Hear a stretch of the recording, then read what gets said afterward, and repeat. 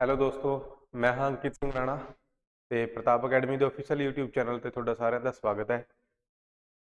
ਅੱਜ ਆਪਾਂ ਆਪਣੀ ਹਿਸਟਰੀ ਦੀ ਜਿਹੜੀ ਸੀਰੀਜ਼ ਆਪਾਂ ਨੇ ਸ਼ੁਰੂ ਕਰੀ ਹੋਈ ਹੈ, ਪ੍ਰਾਚੀਨ ਹਿਸਟਰੀ ਦੀ, ਪ੍ਰਾਚੀਨ ਇਤਿਹਾਸ ਦੀ, ਉਹਦਾ 7ਵਾਂ ਲੈਕਚਰ ਕਰਾਂਗੇ, 7ਵੀਂ ਕਲਾਸ ਕਰਾਂਗੇ ਬਾਈ। ਇਸ ਤੋਂ ਪਹਿਲਾਂ 6 ਆਪਾਂ ਕਰ ਚੁੱਕੇ ਹਾਂ।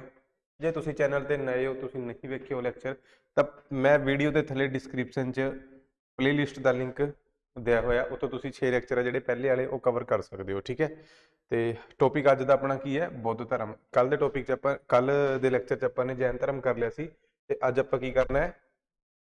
ਬੁੱਧ ਧਰਮ ਕਰਨਾ ਹੈ। ਠੀਕ ਹੈ ਨਾ। ਇਹ ਇੰਸਟਾਗ੍ਰਾਮ ਅਕਾਊਂਟ ਹੈ ਬਈ, ਤੁਹਾਡੀ ਕੋਈ ਵੀ ਕੁਐਰੀ ਹੈ ਤਾਂ ਤੁਸੀਂ ਡਾਇਰੈਕਟਲੀ ਮੈਸੇਜ ਕਰ ਸਕਦੇ ਹੋ। ਠੀਕ ਹੈ, ਪ੍ਰਤਾਪ ਅਕੈਡਮੀ ਤੇ। ਬਾਕੀ ਟੈਲੀਗ੍ਰਾਮ ਚੈਨਲ ਦਾ ਲਿੰਕ ਉਹ ਵੀ ਵੀਡੀਓ ਦੇ ਥੱਲੇ ਡਿਸਕ੍ਰਿਪਸ਼ਨ 'ਚ ਮਿਲ ਜੂਗਾ, ਤੇ ਨਾਲੇ ਸਾਡੀ ਜਿਹੜੀ ਆਪਣੀ ਐਪ ਹੈ, ਐਂਡਰੋਇਡ ਐਪ ਹੈ, ਪ੍ਰਤਾਪ ਅਕੈਡਮੀ ਐਗਜ਼ਾਮ ਕੀ ਦੇ ਨਾਂ ਤੋਂ। ਠੀਕ ਹੈ ਜੀ, ਪ੍ਰਤਾਪ ਅਕੈਡਮੀ ਐਗਜ਼ਾਮ ਕੀ, ਇਹਦੇ ਨਾਂ ਤੋਂ ਆਪਣੀ ਇੱਕ ਐਂਡਰੋਇਡ ਐਪ ਹੈ। ਠੀਕ ਹੈ, ਉਹ ਤੁਸੀਂ ਡਾਊਨਲੋਡ ਕਰ ਸਕਦੇ ਹੋ, ਤੇ ਉੱਥੇ ਪੀਪੀਐਸਸੀ ਦੀ ਜਿੰਨੀ ਵੀ ਪੋਸਟਾਂ ਆਈਆਂ ਨੇ ਹਨਾ, ਸਾਰਿਆਂ ਦੇ ਅਲੱਗ-ਅਲੱਗ ਕੋਰਸ ਹੈ ਜਿਹੜੇ ਉੱਥੇ ਚੱਲੇ ਹੋਏ ਆ। ਠੀਕ ਹੈ, ਉਹ ਇੱਕ ਵਾਰ ਤੁਸੀਂ ਜ਼ਰੂਰ ਚੈੱਕ ਕਰੋ ਤੇ ਆਪਣੀ ਤਿਆਰੀ ਹੈ ਜਿਹੜੀ ਉਹਨੂੰ ਹੋਰ ਵਧੀਆ ਬਣਾਓ। ਅੱਜ ਦਾ ਆਪਣਾ ਟੌਪਿਕ ਕੀ ਹੈ ਬਈ? ਬੁੱਧ ਧਰਮ। ਤਾਂ ਪਹਿਲਾਂ ਆਪਾਂ ਨੇ ਵੈਦਿਕ ਕਾਲ ਪੜ੍ਹਿਆ, ਵੀ ਵੈਦਿਕ ਧਰਮ ਬਾਰੇ ਪੜ੍ਹਿਆ। ਫਿਰ ਆਪਾਂ ਨੇ ਦੇਖਿਆ ਕਿ ਜਦੋਂ ਵੈਦਿਕ ਧਰਮ ਦਾ ਡਿਕਲਾਈਨ ਹੋਇਆ ਹਨਾ, ਵੈਦਿਕ ਧਰਮ ਦੇ ਡਿਕਲਾਈਨ ਤੋਂ ਬਾਅਦ ਨਵੇਂ-ਨਵੇਂ ਜਿਹੜੇ ਵਿਚਾਰ ਨੇ, ਨਵੀਂ-ਨਵੀਂ ਆਈਡੀਓਲੋਜੀ ਆ, ਉਹਨਾਂ ਦਾ ਵੀ ਜਨਮ ਹੁੰਦਾ। ਤੇ 60-70 ਆਈਡੀਓਲੋਜੀ, 60-70 ਜਿਹੜੀ ਸੰਪਰਦਾਵਾਂ ਹੋਈਆਂ ਹਨਾ, ਉਹਨਾਂ ਵਿੱਚੋਂ ਦੋ ਸੰਪਰਦਾਵਾਂ ਤੁਸੀਂ ਕਹਿ ਸਕਦੇ ਹੋ ਜਿਨ੍ਹਾਂ ਨੇ ਰਿਲੀਜਨ ਦਾ ਰੂਪ ਲਿਆ, ਜਿਨ੍ਹਾਂ ਨੇ ਇੱਕ ਧਰਮ ਦਾ ਰੂਪ ਲਿਆ, ਇੱਕ ਜੈਨ ਤੇ ਇੱਕ ਬੁੱਧ। ਤੇ ਜੈਨ ਆਪਾਂ ਨੇ ਕੱਲ ਸਟੱਡੀ ਕਰ ਲਿਆ ਸੀ। ਅੱਜ ਆਪਣਾ ਟੌਪਿਕ ਕੀ ਹੈ? ਬੁੱਧ ਧਰਮ ਹੈ। ਬੁੱਧ ਧਰਮ ਦਾ ਸੰਸਥਾਪਕ ਕਿਹਾ ਜਾਂਦਾ ਹੈ ਬਈ, ਬੁੱਧ ਧਰਮ ਦੇ ਸੰਸਥਾਪਕ ਨੇ ਗੌਤਮ ਬੁੱਧ।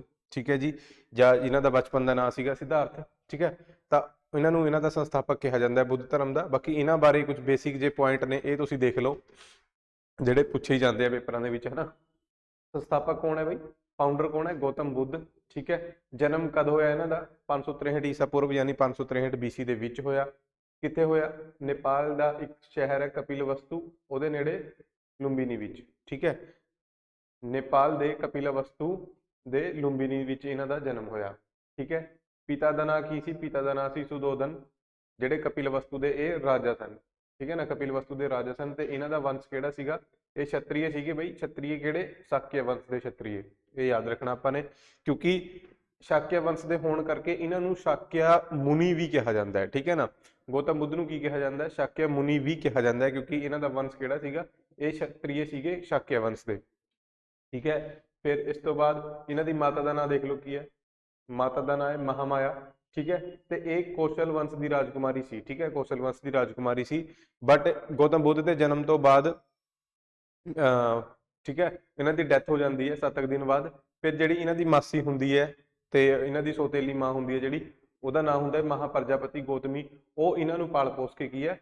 ਬੜਾ ਕਰਦੀ ਹੈ। ਠੀਕ ਹੈ ਨਾ, ਤਾਂ ਇਹਨਾਂ ਦੀ ਮਾਤਾ ਦਾ ਨਾਮ ਹੈ ਮਹਾਮਾਇਆ, ਤੇ ਇਹਨਾਂ ਦੀ ਸੌਤੇਲੀ ਮਾਤਾ ਦਾ ਨਾਮ ਹੈ ਮਹਾਪ੍ਰਜਾਪਤੀ ਗੌਤਮੀ। ਠੀਕ ਹੈ, ਤੇ ਮਹਾਪ੍ਰਜਾਪਤੀ ਗੌਤਮੀ ਨੂੰ ਹੀ ਕਿਹਾ ਜਾਂਦਾ ਹੈ ਕਿ ਬੁੱਧ ਧਰਮ 'ਚ ਸ਼ਾਮਿਲ ਹੋਣ ਵਾਲੀ, ਜਾਂ ਬੁੱਧ ਧਰਮ ਜਾਂ ਗੌਤਮ ਬੁੱਧ ਦੀ ਸਿੱਖਿਆਵਾਂ ਤੇ ਚੱਲਣ ਵਾਲੀ ਪਹਿਲੀ ਮਹਿਲਾ। ਠੀਕ ਹੈ ਨਾ, ਜਾਂ ਪਹਿਲੀ ਬੌਧ ਭਿਕਸ਼ੁਣੀ ਵੀ ਇਹਨਾਂ ਨੂੰ ਕਿਹਾ ਜਾਂਦਾ ਹੈ। ਠੀਕ ਹੈ, ਤੇ ਇਹਨਾਂ ਦੀ ਪਤਨੀ ਦਾ ਨਾਮ, ਗੌਤਮ ਬੁੱਧ ਦੀ ਪਤਨੀ ਦਾ ਨਾਮ ਯਸ਼ੋਧਰਾ, ਤੇ ਪੁੱਤਰ ਦਾ ਨਾਮ ਰਾਹੁਲ। ਠੀਕ ਹੈ ਜੀ, ਇਹ ਯਾਦ ਰੱਖਣਾ ਆਪਾਂ ਨੇ, ਰਾਹੁਲ ਆਊਗਾ। ਠੀਕ ਹੈ ਜੀ, ਤਾਂ ਇਹ ਤਾਂ ਕੁਝ ਬੇਸਿਕ ਜੇ ਪੁਆਇੰਟ ਨੇ ਗੌਤਮ ਬੁੱਧ ਬਾਰੇ। ਫਿਰ ਹੁੰਦਾ ਕੀ ਹੈ ਵੀ, ਦੇਖੋ ਜਿਹੜੇ ਗੌਤਮ ਬੁੱਧ ਸੀ ਨਾ, ਜਦੋਂ ਇਹਨਾਂ ਦਾ ਜਨਮ ਹੋਇਆ ਤਾਂ ਉਸ ਟਾਈਮ ਇਹਨਾਂ ਦੇ ਮਤਲਬ ਜਿਹੜੇ ਫਾਦਰ ਸੀ ਉਹ ਰਾਜਾ ਸਨ ਹਨਾ। ਤਾਂ ਉਹਨਾਂ ਨੇ ਬਹੁਤ ਸਾਰੇ ਉਹਨਾਂ ਨੂੰ ਦਿਖਾਇਆ ਉਸ ਟਾਈਮ ਦੇ ਜਿਹੜੇ ਵੀ ਬ੍ਰਾਹਮਣ ਸੀਗੇ ਨਾ, ਵੀ ਇਹਨਾਂ ਦੀ ਜਨਮ ਪੱਤਰੀ ਵਗੈਰਾ ਇਹ ਸਾਰਾ ਕੁਝ ਦੇਖੋ ਹਨਾ, ਵੀ ਫਿਊਚਰ 'ਚ ਕੀ ਕਰੂਗਾ ਜੋ ਵੀ ਹੈ ਹਨਾ। ਤਾਂ ਇੱਕ ਜਿਹੜੇ ਵੀ ਇਹਨਾਂ ਦੇ ਖਾਸ ਸੀ, ਉਹਨਾਂ ਨੇ ਕਿਹਾ ਕਿ ਜਾਂ ਤਾਂ ਇਹ ਬਹੁਤ ਵੱਡਾ ਰਾਜਾ ਬਣੂਗਾ, ਠੀਕ ਹੈ, ਜਾਂ ਫਿਰ ਇਹ ਬਹੁਤ ਵੱਡਾ ਸੰਨਿਆਸੀ ਬਣੂਗਾ। ਠੀਕ ਹੈ, ਉਹਨੇ ਦੋ ਮਤਲਬ ਦੱਸੇ ਇਹਨਾਂ ਦੀ ਲਾਈਫ ਬਾਰੇ, ਗੌਤਮ ਬੁੱਧ ਦੀ ਲਾਈਫ ਬਾਰੇ ਪੁਆਇੰਟ, ਕਿ ਜਾਂ ਤਾਂ ਇਹ ਬਹੁਤ ਵੱਡਾ ਕੀ ਹੈ ਰਾਜਾ ਬਣੂਗਾ, ਬਹੁਤ ਮਹਾਨ ਰਾਜਾ ਬਣੂਗਾ, ਜਾਂ ਫਿਰ ਇਹ ਬਹੁਤ ਵੱਡਾ ਸੰਨਿਆਸੀ ਬਣੂਗਾ, ਬਹੁਤ ਮਹਾਨ ਸੰਨਿਆਸੀ ਬਣੂਗਾ। ਠੀਕ ਹੈ, ਤੇ ਇਹਨੂੰ ਹੈ ਜਿਹੜਾ ਇਹਦੇ ਮਤਲਬ ਗੌਤਮ ਬੁੱਧ ਦੀ ਲਾਈਫ ਦੇ ਵਿੱਚ ਕੋਈ ਨਾ ਕੋਈ ਟਰਨਿੰਗ ਪੁਆਇੰਟ ਆਊਗਾ। ਠੀਕ ਹੈ, ਜਾਂ ਤਾਂ ਇਹਨੂੰ ਕੋਈ ਚੀਜ਼ ਹੈ ਜਿਹੜੀ ਉਹ ਦੇਖਣ ਨੂੰ ਮਿਲੂਗੀ ਬਾਹਰ ਦੀ ਦੁਨੀਆ ਦੇ ਵਿੱਚ ਹੈ ਨਾ, ਇਦਾਂ ਕਰਕੇ ਕੁਝ ਉਹਨਾਂ ਨੇ ਕਿਹਾ। ਤਾਂ ਜਿਹੜੇ ਪਰਿਵਾਰ ਵਾਲੇ ਸੀ ਗੌਤਮ ਬੁੱਧ ਦੇ, ਉਹ ਇਹਨਾਂ ਚੀਜ਼ਾਂ ਨੂੰ ਲੈ ਕੇ ਥੋੜਾ ਜਿਹਾ ਡਰ ਜਾਂਦੇ ਆ ਹਨਾ, ਕਿਉਂਕਿ ਜਿਹੜਾ ਇਹਨਾਂ ਦਾ ਸਮਰਾਜ ਸੀਗਾ ਉਹ ਵੀ ਕੋਈ ਬਹੁਤ ਵੱਡਾ ਸਮਰਾਜ ਨਹੀਂ ਸੀ, ਛੋਟਾ ਹੀ ਸਮਰਾਜ ਸੀ। ਠੀਕ ਹੈ ਨਾ, ਤਾਂ ਉਹ ਕੀ ਕਰਦੇ ਆ, ਬਸ ਇਹਨੂੰ ਆਪਣਾ ਮਤਲਬ ਇੱਕ ਤਰ੍ਹਾਂ ਤੋਂ ਘਰ ਦੇ ਵਿੱਚ ਕੈਦ ਹੀ ਰੱਖਦੇ ਆ। ਠੀਕ ਹੈ, ਉਹਨੂੰ ਗੌਤਮ ਬੁੱਧ ਦਾ ਮਨ ਨਾ ਤਾਂ ਮਹਿਲ 'ਚ ਲੱਗਦਾ ਸੀ, ਠੀਕ ਹੈ ਨਾ, ਤੇ ਨਾ ਫਿਰ ਉਹ ਜਿਹੜੇ ਰਾਜਪਾਟ ਤੇ ਹੋਰ ਕੰਮ ਨੇ ਉਹਨਾਂ 'ਚ ਉਹਦਾ ਮਨ ਲੱਗਦਾ ਸੀ, ਠੀਕ ਹੈ ਨਾ। ਫਿਰ ਇੱਕ ਦਿਨ ਹੁੰਦਾ ਕੀ ਹੈ, ਗੌਤਮ ਬੁੱਧ ਆਪਣੇ ਮਹਿਲ ਤੋਂ ਬਾਹਰ ਉਹ ਗਏ ਹੋਏ ਹੁੰਦੇ ਆ, ਤਾਂ ਉਹਨੂੰ ਚਾਰ ਦ੍ਰਿਸ਼ ਦਿਖਦੇ ਆ, ਮਤਲਬ ਚਾਰ ਚੀਜ਼ਾਂ ਉਹ ਦੇਖਦੇ ਆ, ਠੀਕ ਹੈ। ਉਹ ਚੀਜ਼ਾਂ ਦੇਖਣ ਤੋਂ ਬਾਅਦ ਉਹਨਾਂ ਦਾ ਮਤਲਬ ਉਹਨਾਂ ਦੀ ਲਾਈਫ ਤੁਸੀਂ ਕਹਿ ਲਓ ਵੀ ਲਾਈਫ 360 ਡਿਗਰੀ ਘੁੰਮ ਗਈ ਉਹਨਾਂ ਦੀ, ਹੈ ਨਾ। ਉਹਨਾਂ ਨੇ ਫਿਰ ਸੰਨਿਆਸੀ ਬਣਨ ਦਾ ਫੈਸਲਾ ਲਿਆ। ਉਹ ਚਾਰ ਦ੍ਰਿਸ਼ ਕਿਹੜੇ ਕਿਹੜੇ ਸੀ, ਠੀਕ ਹੈ। ਇੱਕ ਤਾਂ ਉਹ ਦੇਖਦੇ ਆ ਇੱਕ ਬਜ਼ੁਰਗ, ਠੀਕ ਹੈ ਜੀ, ਇੱਕ ਬਜ਼ੁਰਗ ਵਿਅਕਤੀ ਨੂੰ ਦੇਖਦੇ ਆ, ਫਿਰ ਇੱਕ ਉਹ ਬਿਮਾਰ ਵਿਅਕਤੀ ਨੂੰ ਦੇਖਦੇ ਆ, ਫਿਰ ਉਸ ਤੋਂ ਬਾਅਦ ਇੱਕ ਉਹ ਡੈੱਡ ਬੋਡੀ ਇੱਕ ਲਾਸ਼ ਨੂੰ ਦੇਖਦੇ ਆ, ਤੇ ਫਿਰ ਇੱਕ ਉਹ ਸੰਨਿਆਸੀ ਨੂੰ ਵੇਖਦੇ ਆ, ਠੀਕ ਹੈ ਨਾ। ਤਾਂ ਸੰਨਿਆਸੀ ਨੂੰ ਵੇਖਣ ਤੋਂ ਬਾਅਦ ਉਹ ਮਤਲਬ ਕੀ ਹੈ, ਸਾਰਾ ਕੁਝ ਸੋਚਦੇ ਆ ਵੀ ਕੀ ਕਰਨਾ ਚਾਹੀਦਾ ਹੈ ਨਾ। ਫਿਰ ਉਹ ਸੰਨਿਆਸੀ ਬਣਨ ਦਾ ਫੈਸਲਾ ਲੈਂਦੇ ਆ, ਠੀਕ ਹੈ।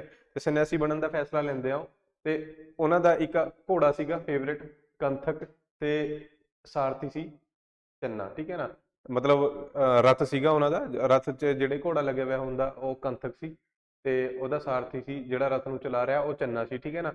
ਉਹਦੇ ਨਾਲ ਉਹ ਫਿਰ ਕੀ ਹੈ, ਘਰ-ਬਾਰ ਜਿਹੜਾ ਉਹ ਛੱਡ ਦਿੰਦੇ ਆ, ਠੀਕ ਹੈ।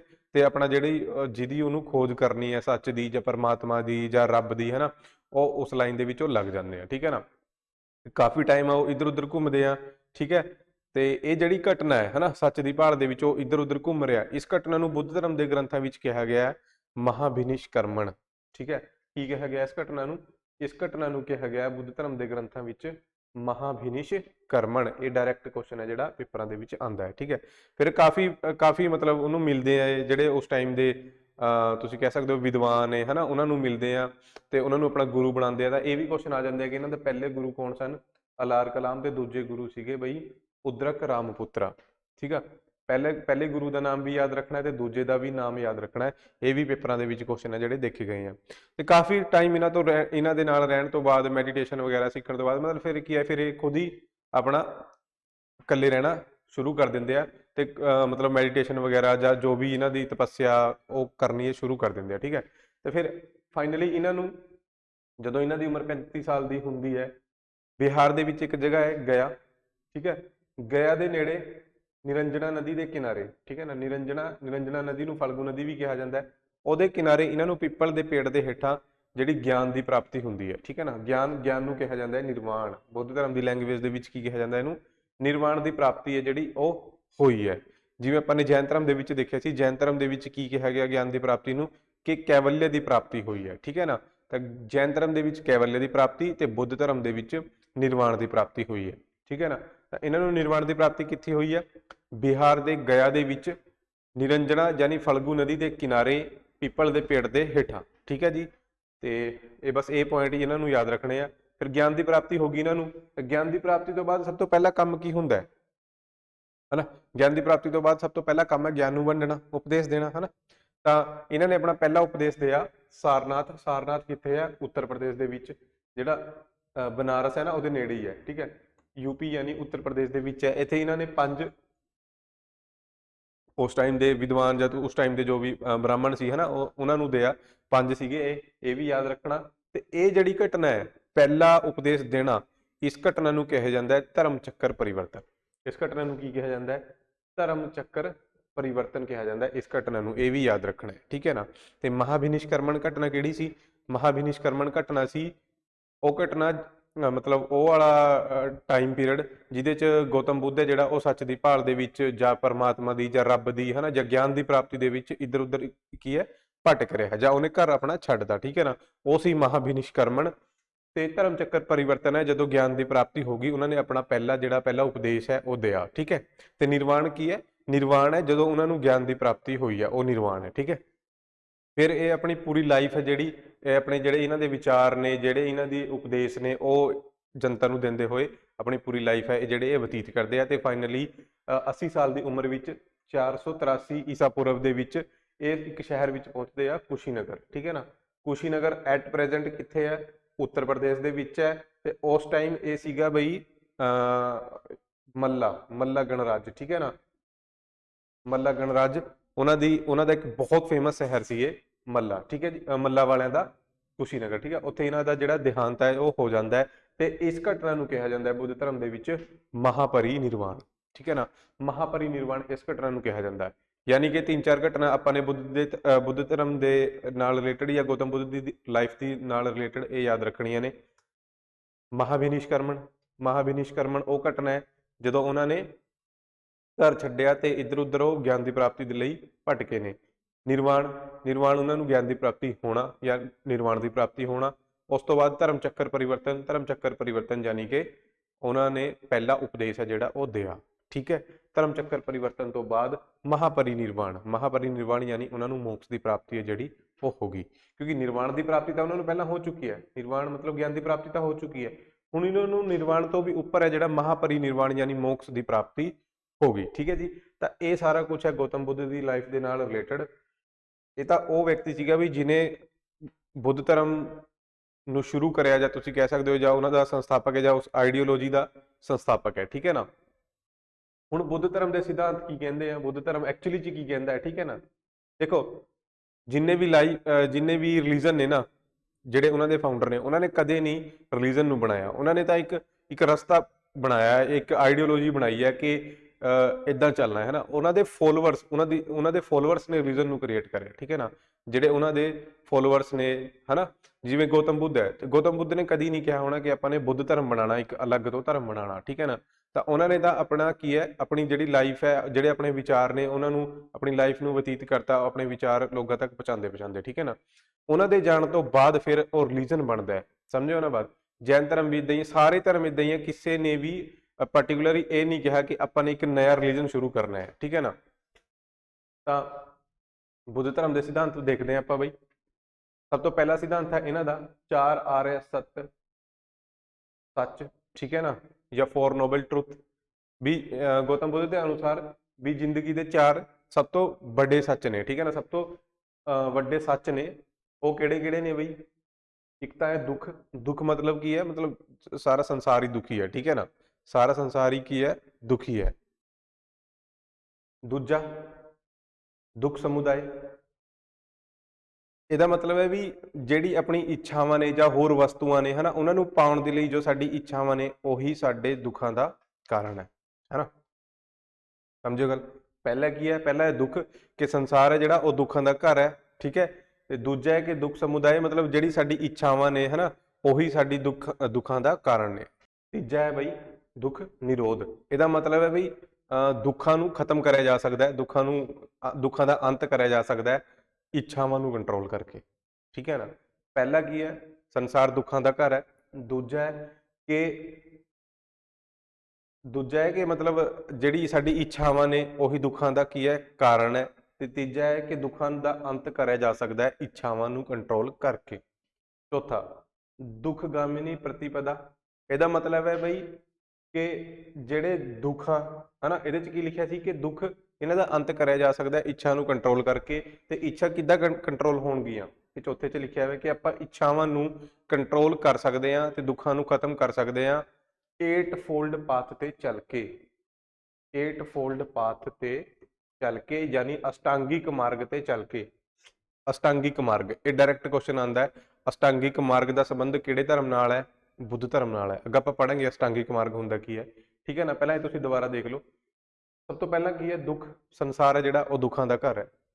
ਦੁੱਖ ਸਮੁਦਾਇ, ਸਾਡੀ ਇੱਛਾਵਾਂ ਹੀ ਦੁੱਖਾਂ ਦਾ ਕਾਰਨ ਹੈ।